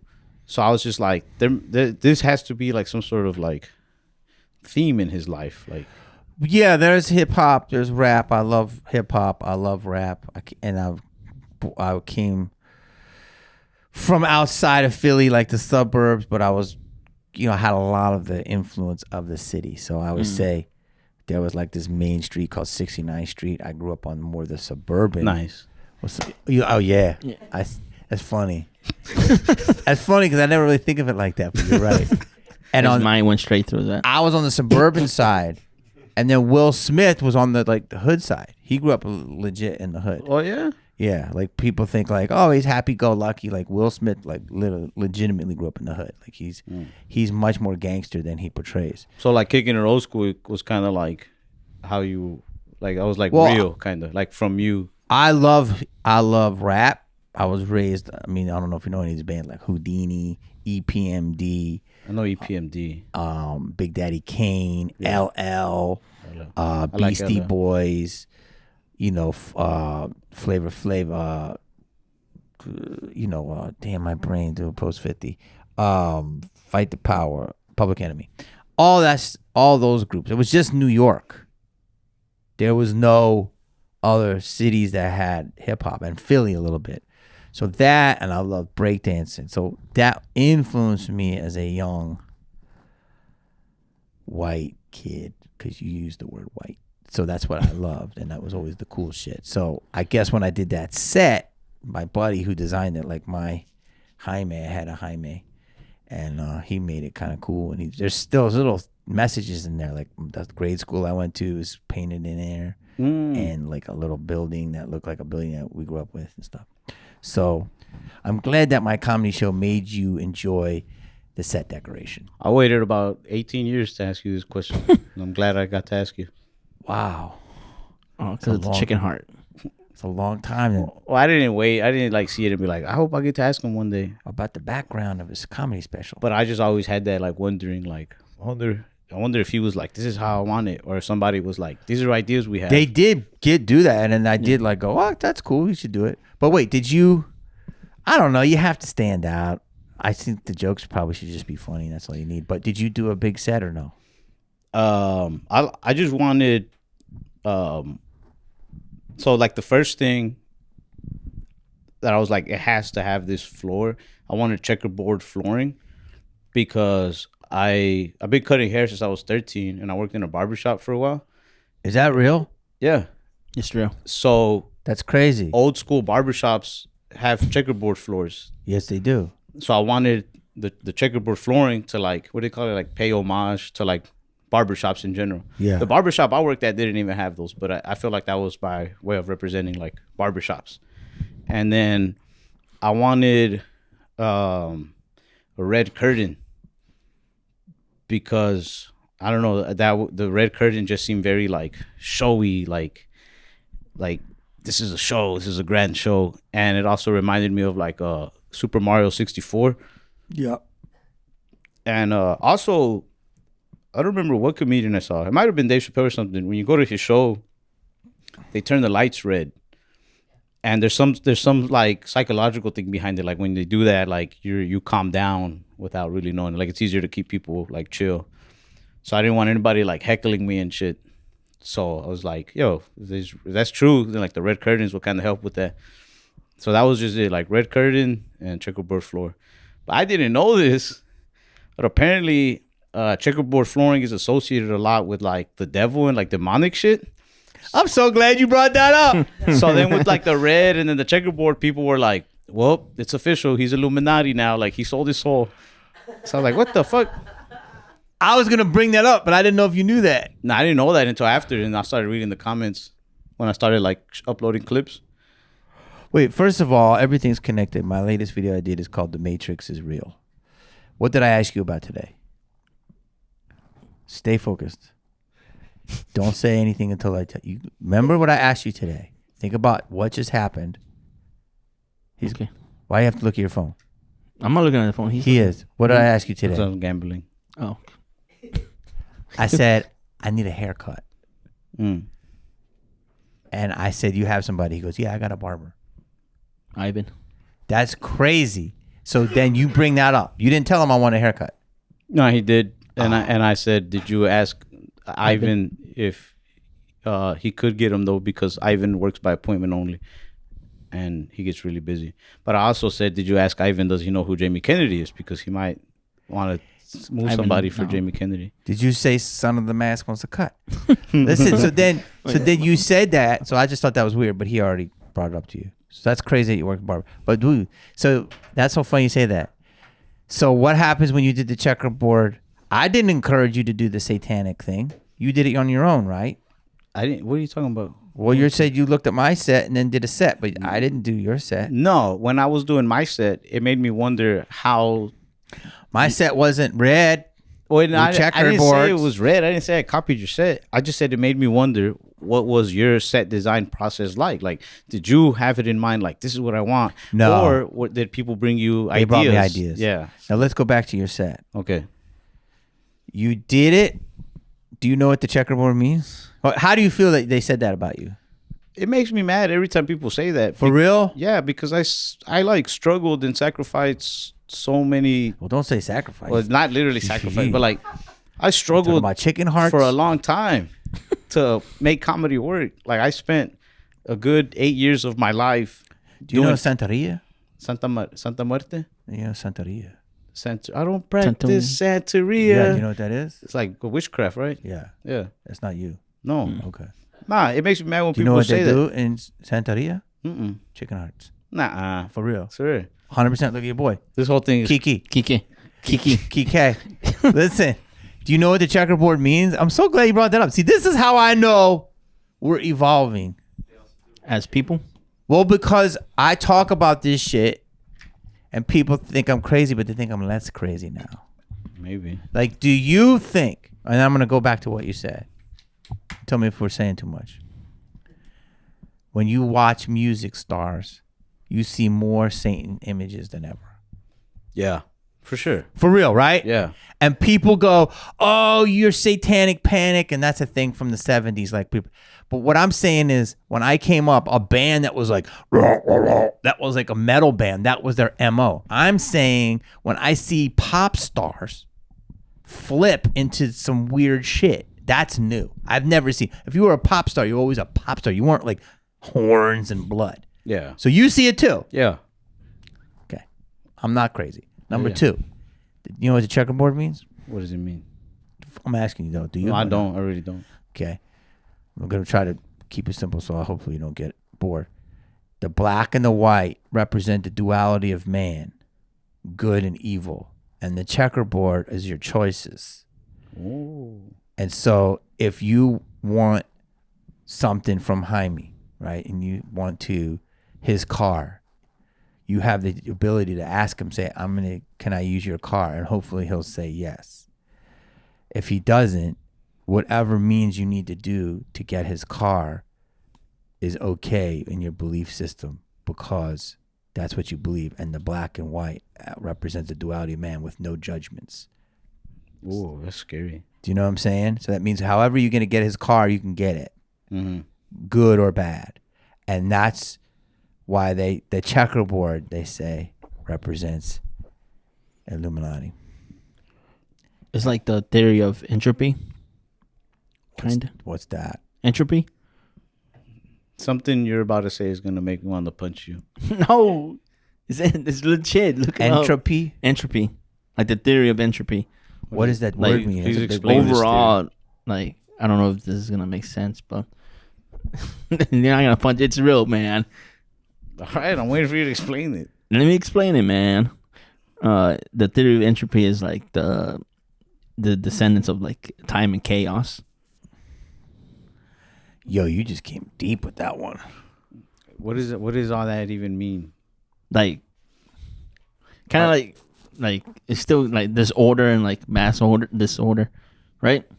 It's a scientific concept. It's states of disorder, randomness, or uncertainty. Okay, but what does that have to do with what we were talking about? How is that like this? That's what I'm saying. Don't just think about How is it. the theory of entropy like the checkerboard?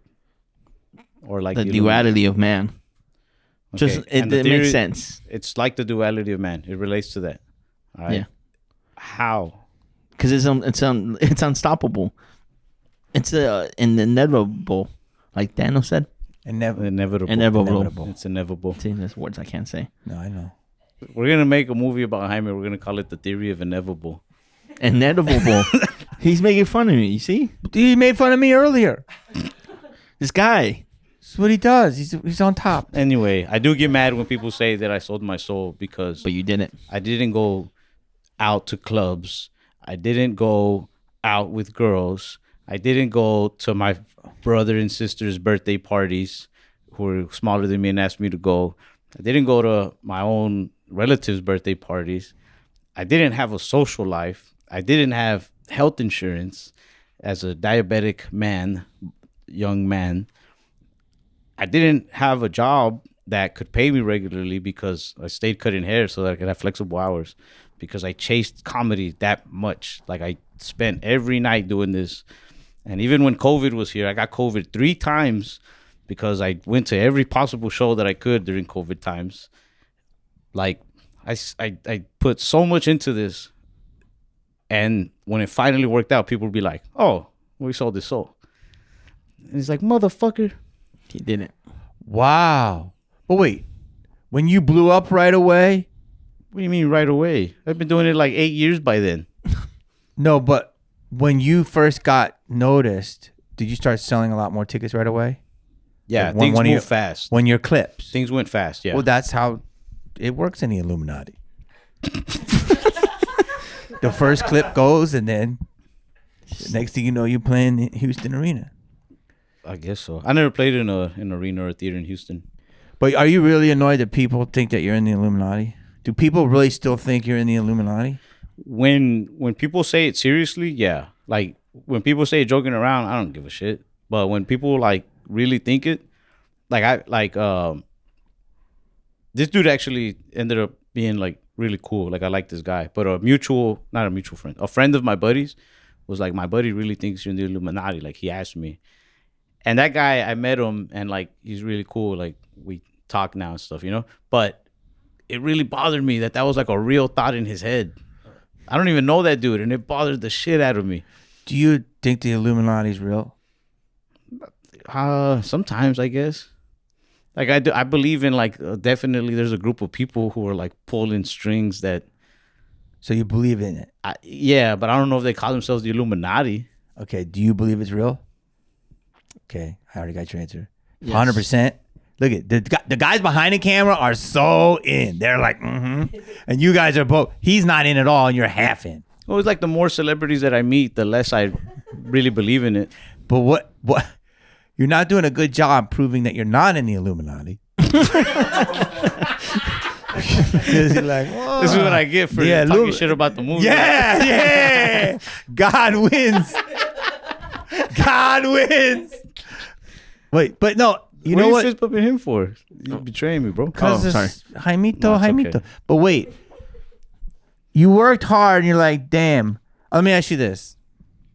I can see why you're annoyed. But I never heard that about you. But now that you brought the checkerboard and the red curtain. Listen. Yeesh. But that just could have been an honest mistake. Do you believe... I don't mean to take over, but this is a good question. You guys got me going here.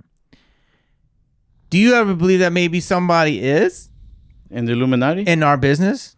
Do you ever see somebody blow up, and you're like, what? Like blow up. Like, because why I would question it for you, bro, and I don't care how much you don't like my Son of the Mask. Your shit's hilarious. Like, no fucking cap. You're a unique, original, funny fucking voice. Like, you came out, and I'm like, all right, I get it. Like, boom, you're making me laugh. You killed on the Tonight Show and you killed at Don't Tell. So I think the goods got you there. But there are other people that blow up and you're like, what is that? Well, my thing is, my big In all walks of our entertainment. Go ahead. my thing is that if you're gonna be a part of a secret society that pulls strings and does all this stuff, right? I feel like you have to be some sort of powerful and or elite or very influential person to do it. I don't think that anybody who's just willing to sacrifice themselves for it to be like, let me join, what I gotta do, you want my soul, okay, is like you're in, which is what a lot of the fans seem to think it is. Like, he sold his soul, that's why he's famous. I don't think our souls are worth that much that anybody who wants to cash in their soul is like famous. Come on, come on, we're buying them all day. Like, this isn't some used car lot, you know what I mean? Like, The used soul lot. yeah. No, because here's what it is. You came out, they see the potential in you, and then they go, ooh, and you're starting to rise, and they go, he would be good. I think and you could be a voice for them because you're a new audience. This is a different, I never really hear of many Mexican Illuminati. here's my Are you Mexican? theory. Yeah, I'm of Mexico. Yeah. El Illuminati? Illuminato. No, are you? Because that's I'm I'm Mexican. I'll tell you what my because theory sometimes is. I say someone's Mexican, they're like, no, I'm El Salvadorian or something. I think that people who work for the Illuminati and have sold their soul for the riches and the fame or whatever don't necessarily realize that they've done it. I think you become popular, you start to get fame, you start to get money, and the industry, who is ultimately, not all of the industry, but who is ultimately controlled by the Illuminati, I think the industry persuades you to keep pushing whatever their message is. And when I think of like sacrificing your soul, I do think of like sacrificing a lot of your morals and a lot of your responsibilities to further your career. I think that's like considered a little bit of selling your soul, because you lose a piece of your soul a lot in this industry. Yeah. So I think when the industry and the people who control the industry, the Illuminati, see that you're a person that could help spread their message or sell their product, if you want to call it that, they keep giving you riches and fame as long as you keep selling your soul and doing what they ask. So I think a lot of the most famous people, in like the one you brought up earlier, that they don't want to really say shit because they don't want to lose fans, they don't want to lose followers. These people are technically the Illuminati, but it's not like they took an oath and joined. I think the real Illuminati is using them in ways that they don't realize. So these people are giving their souls away in order to keep, super celebrity stardom, but they don't realize that they're fucking giving their souls away. And I mean, maybe some, but they might have. I think you got to be. They may have blackmail on them. That too. I mean, that too. But I think you got to be George Clooney level or higher before they're just like, do you want a seat in the Illuminati? But why I'm saying it could exist is because if you have all these people doing your bidding and putting your messages out, and these are your puppets, these are the movies we're going to make, these are the TV shows we're going to make, these are the messages we're going to subliminally put in it. That's why I believe it. And they come to somebody, and I think of how much you're willing to do is how much you know. But there's definitely something. I think they don't let you know until you've gone way too far. And that's when they blackmail you.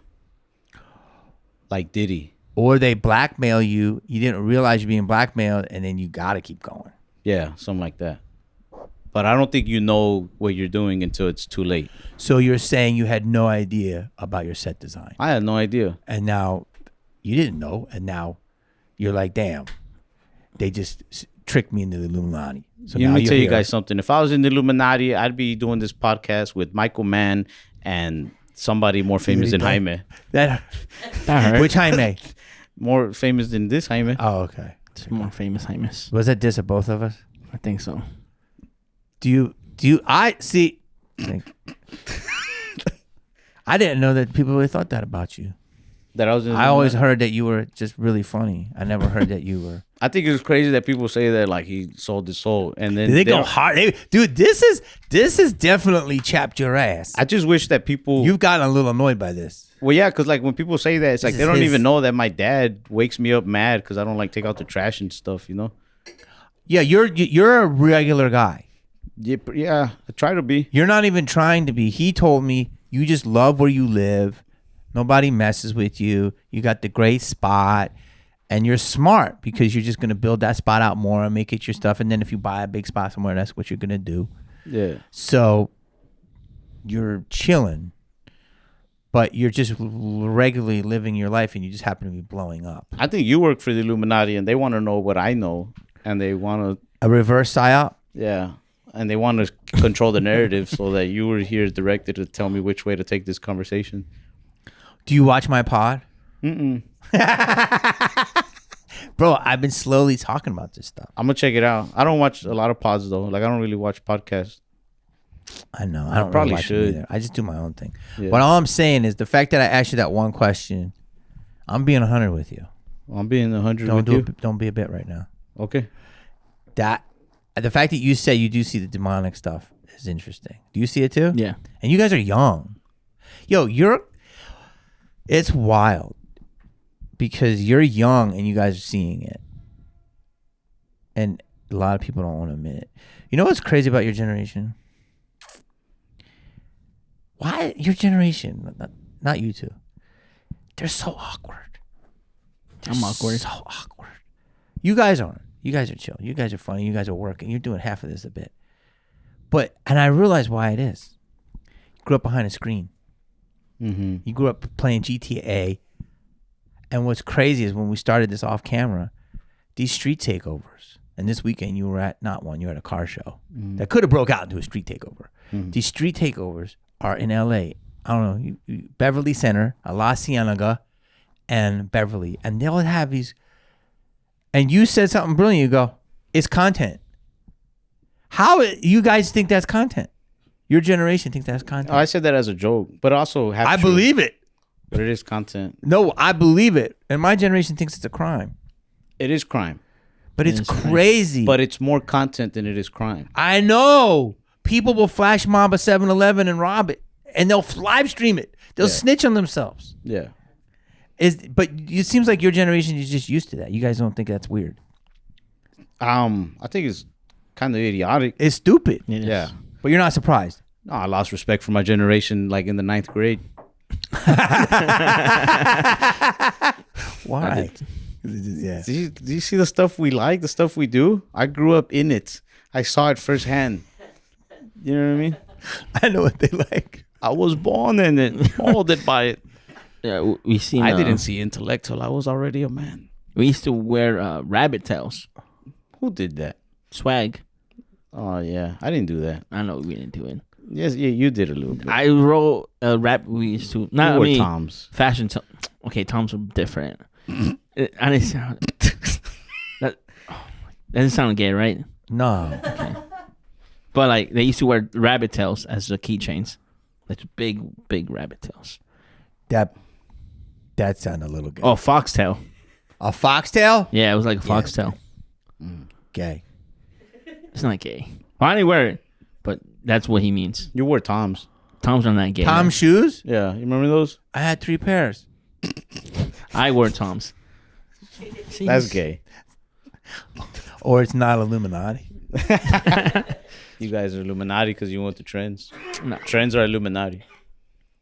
Trends I was move swagged your out. heads in certain directions so that things could slide by in the other direction. That's good. Yeah. That is good. Yeah. Yeah. So they put one over on you. Yeah. Or under you. Or Sometimes next. they put a checkerboard floor under you and you don't even know it.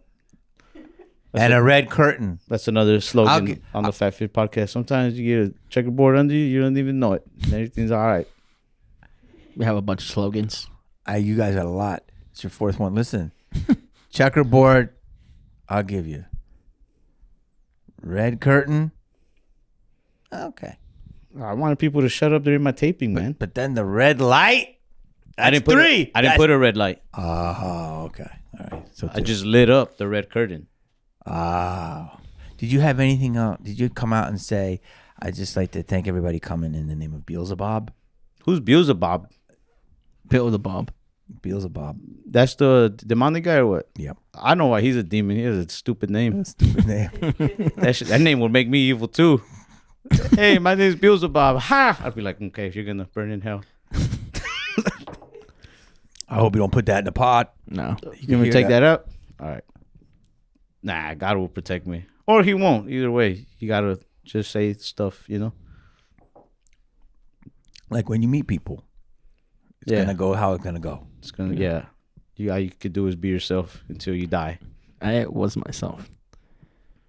That's the scary part about it, Jaime. Say you were yourself. Well, it's because we're having lunch and then I don't know where Bobby Lee. Bob. Who's ever referred to him as Bob Lee? That's so funny. Bob Lee. Who's on the lineup tonight? Bob Lee. Oh yeah, Bob. I like to call him Bob. Yeah. And he's like, be on your best behavior because Jamie Kennedy's coming for lunch. He said that? No, he didn't say that. He just said, he said, my friend, my good friend. He did say good friend. Oh, he said good friend. Jamie Kennedy. I was like, no way. You didn't know? No, I didn't believe him. And he's like, there he is. And you look so confused. Like, I said, Jamie. Do you know what he said about you? No. He said, come meet me for lunch in 20 minutes. I got this kid who's with me, and he's real sweet. He means well. He's real sweet. He's a sweet kid. He said that for real? He says he's just a little different. But in a nice way. Oh, okay. And I said, because I don't want to have lunch with people I don't know. He's like, no, he's cool. He's an ally. If I was you and I show up and I see him, like, this ain't no kid, it's a grown ass, big ass man. Big ass baby. Bro, what's crazy is we're all getting ready for a show. We would never drink or so. I don't before a show. I haven't really drank in a while, but I don't drink or nothing before shows. Really, even after shows. Had a mimosa. This guy had a mimosa, bro, in the middle of the day. No one, not me, not Bobby. He was a guest of a guest of a guest. He got a mimosa. He got a big ass mimosa. No, I did it. Why you do that for? It was a wine glass. Why? Hmm? You like mimosas, for real? Nah, I was just like, it was right there, and that girl was like, oh, you should try our mimosas. And I did. Oh, it's because a girl told him to try it. Was she pretty? If she The waitress, she was very sweet. Yeah, if she was cute, then Jaime's definitely going to try whatever she's saying. Oh God, you know what I'm gonna? Yeah. No. Oh God. No, I know we probably have to end it. And But then this is something you would do. And then she'll come back, and then he'll be like, "Hey, you were right. The mimosa's good." and then he'll. Should I say it? Say what? You know where I'm say at. it. You just say Connected. it. Just say it. That I wouldn't leave. Dude, why do you let me tell Okay, your go story? Go ahead. He, Tell my story. The girl was real sweet. She was a nice waitress. Server, can I say waitress? And he was like, can I, and it's like a little awkward stuff. He's like, can I get a mimosa? And like fucking orders a mimosa. Now there's no one in the restaurant here. And like, I'm like, what size? He's like, it's my mimosa. So they make a fucking mimosa for him. She brings it back and she's like, here you go. And we're taking pictures or whatever. And everybody's nice. And then we're leaving. And he starts going. And he walks and we're all leaving. And he comes all the way back. And I'm like, what are you doing? Bobby's like, what are you doing? He's like, shit. Should I invite her to the show? No, I didn't. Yes, you did. And then he goes, I think she wants to come to the show. I go, I don't think she knows there's a show. She goes, no, I think should I get her number to go to the show? Instagram. And I said, please don't talk to her. Please don't go near her. But he was pacing. And I said, dude, don't. And you were like, I don't want to have her. I think she wants to come to. Like, he felt like they had a connection. Is that the girl that Abraham? No. Oh, Jesus, that was a quick no. No. It was well, when I was leaving already to the elevator to go downstairs, I looked in the restaurant and the waitress like, bye. The same woman? The same woman. yeah. No. So maybe you should invite her to Hyenas. I'm sure she's never said bye to a customer before. Yeah. But something about you. She had to say different. goodbye. Bro, he was down the hall. Like he came back Then I he used walked the away. restroom. And then he went all the way back again. He goes, should I invite her? Like he did 3 laps, dude. No idea. I went to the restroom. Wow. The restroom was pretty far. I'm glad you didn't invite her. You Yeah, can't that do that. It's 2025. You can't invite girls to your show. Just forget it. Was it even my show? It's whatever. You can't do it. Just fucking see a woman and just say, you look like you got good business sense. That's a little bit of my fault. What'd you do? Well, we I'm a single man, have a little fun on the road. But I tell Jaime, like, in the most, this is not gonna come off humble. I like that he said that. Fun on the road. That's all you need to know. I mean this to him in the most humblest of ways, even though it's not gonna come off that way at all. But I tell him, like, work at comedy, work at it until you become a headliner and you're selling tickets, and then start inviting girls to shows. Because He told me that exact same thing. he wants to live like a headliner because he's seen how fun it is on the road. But that's also just how it is, like, at some of my tour stops. That doesn't mean you go on other people's their circle and then just be like, yo, do I bring you to the show? Like, First of all, similar advice, not an Illuminati. Listen, I didn't say that, No, yeah, but but I said close. First of all, that's the mindset. That's winner. That's a winner mindset. I said 2 things.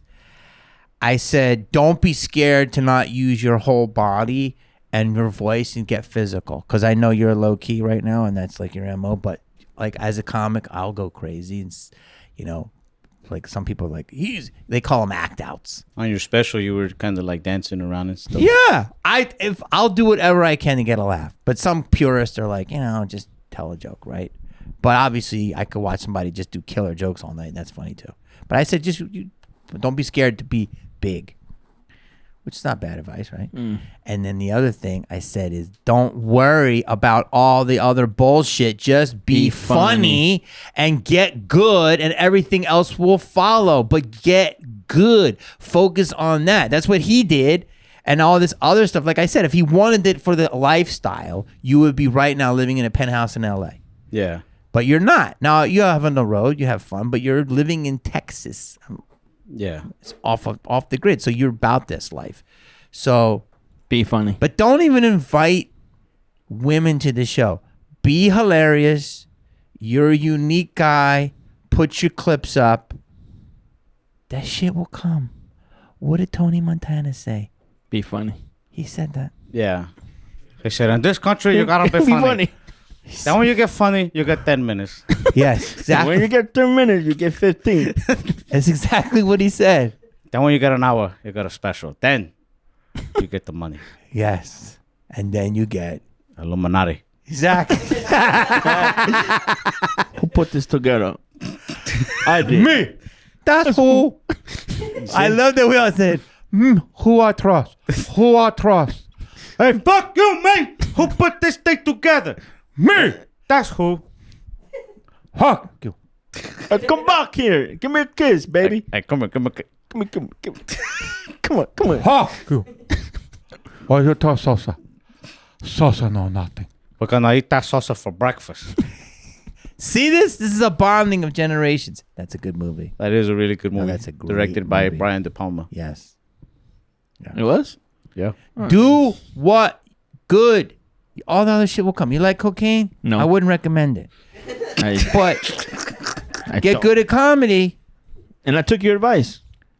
I'm just saying. You got good at comedy already. Back in the day, but I took your advice from that last time. And what did you do? I had some jokes where I had to act out, and I did some shows these last weekend, and Did you get laughs? yeah, I got laughs. Bro, because I can't say this.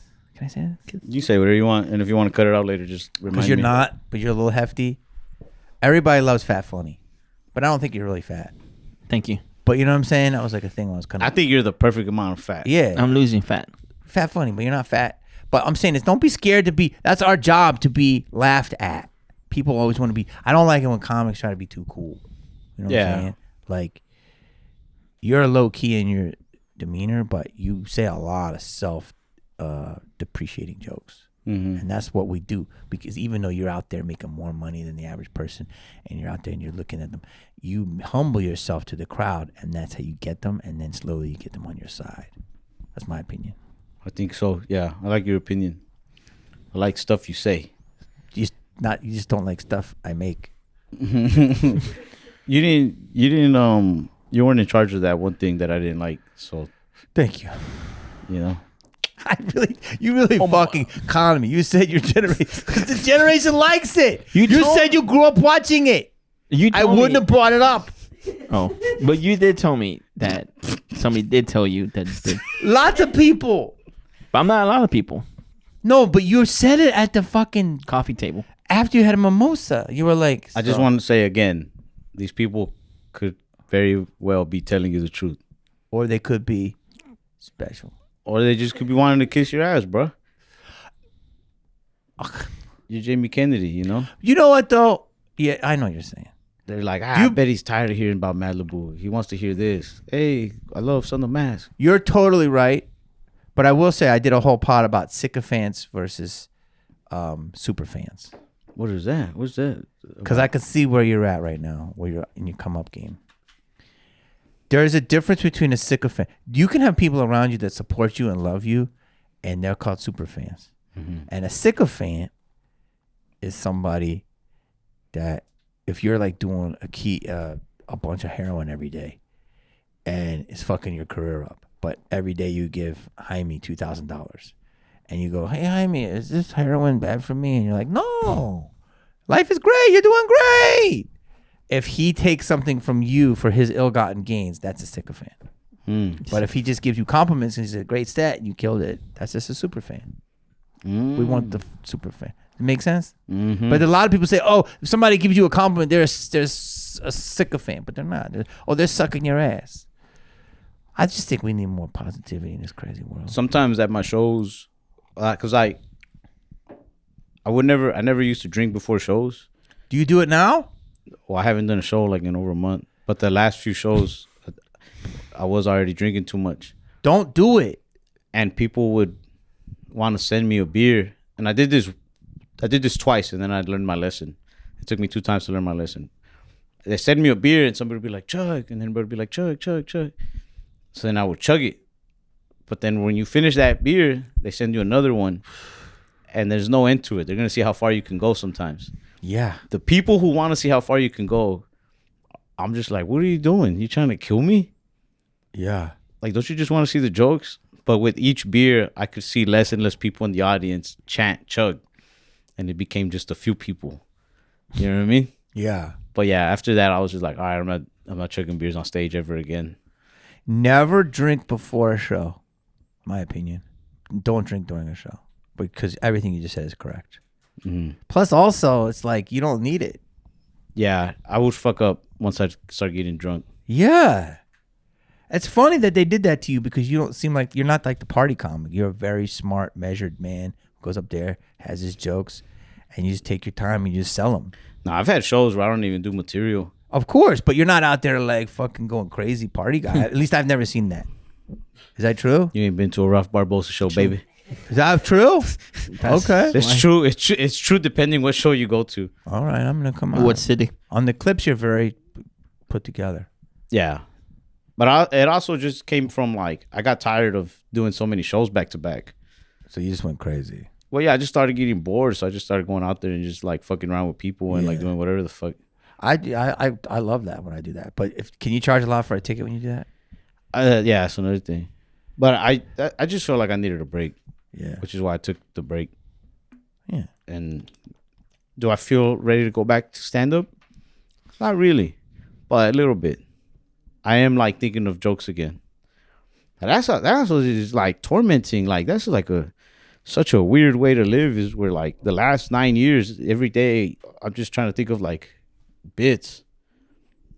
But I haven't thought about a bit in over a month, which feels very irresponsible as well. Getting kind of scared. Yeah. But the Illuminati will write me some. And then I'll just say what they want me to say and drink the blood and... See, now this... We're gonna go to Fort Lauderdale. What? See you see what you're doing right there? What? These guys know what you're doing. What? You just Illuminati? admitted it in plain. It's called in plain sight. That I'm Illuminati? Yep. Bro, these are all just jokes, everybody. Nah, that's what they do. Everybody in this room is on my payroll. I so know. They're in the Yo, you Illuminati better too check now. them, bro. You're the one in the corner. You better watch out. I know. The fucking We got you AC cornered. went off. Why you both went to vampire? It was so weird. He did it too, but he was like a special needs. He was like, Nah, it's because we had some vamps. one time we stayed at a weird hotel in New York, like a real artsy type place.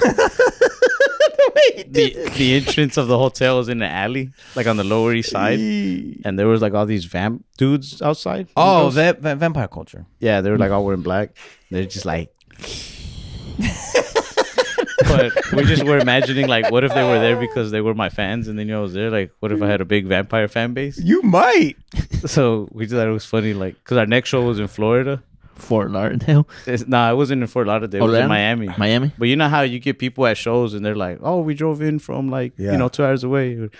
So like, I just imagine like vampire people come to my show, and when they found out I wasn't taking pictures, they're just like, we drove in from Fort Lauderdale. It is so, I see it, the way you painted that, the visual, and then him going, like on cue to yours. Wait, I believe you probably do.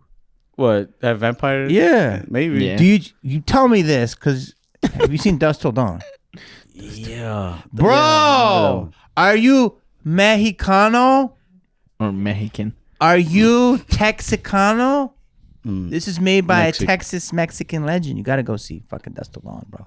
What's the dude's name? Del something. It's Robert Rodriguez. Oh, Robert Spy Rodriguez Kids. made that? Yeah, bro. It's fucking an amazing movie. And it's what you kind of said. Vampires in Latin culture. Fort Lauderdale. Right? And then like the waitress like, wine, and you're like, red or white? Red. No, I mean white. Force of habit. I want you to do a show in New Orleans. In New Orleans? Oh, man. There's a big vampire culture down there. Yeah. I respect them. Okay. I don't have beef with you guys. He does. I didn't say nothing. I'm trying to I love win them. over them. They drive in from Fort Lauderdale. Why is that so funny? Because do it. Go. we have pictures of us like in that alley, like, You guys, these guys made an impression on you. yeah, they're scary. Heavy metal shit. But we're one of them now. So they accepted us without us having to become vampires.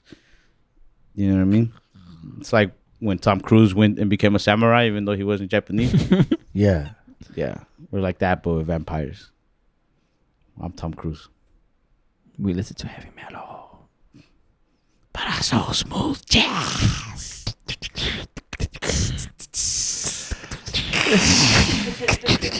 That's gonna do it for this episode. Hey, we like to ask our guests at the end of every episode, if you could give any piece of advice to anybody. I mean, it could be whatever. Like, what would be your advice to whoever? Oh, I already gave you your advice. Be funny. Really? Is this a real question? Yeah, it can be as goofy or as serious as you want it to be. Give advice to anybody. To anybody. Do what you love, and the money will follow. Yes, it's very true. Would you sign our table? I got you, Holmes. But I would say sign like towards the upper half, because sometimes people's shoulders or elbows are sweaty and smear. Just my name. Or whatever you A want. funny signature. I can't get rid of the vampire voice. All right, Jamie Kennedy.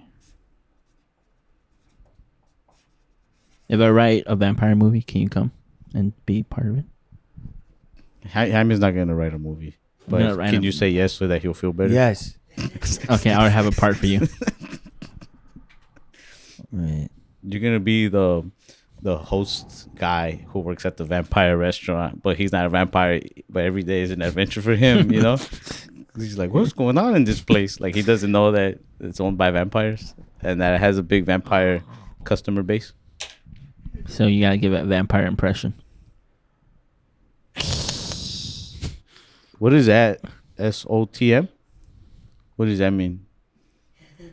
Super obvious. The mask. Son of the mask. Hey!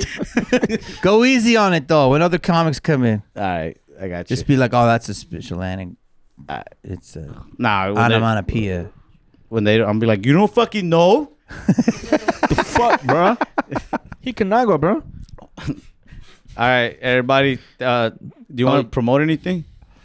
Go to my website, JamieKennedy.com for all my dates. I'm playing Off the Hook. You played there.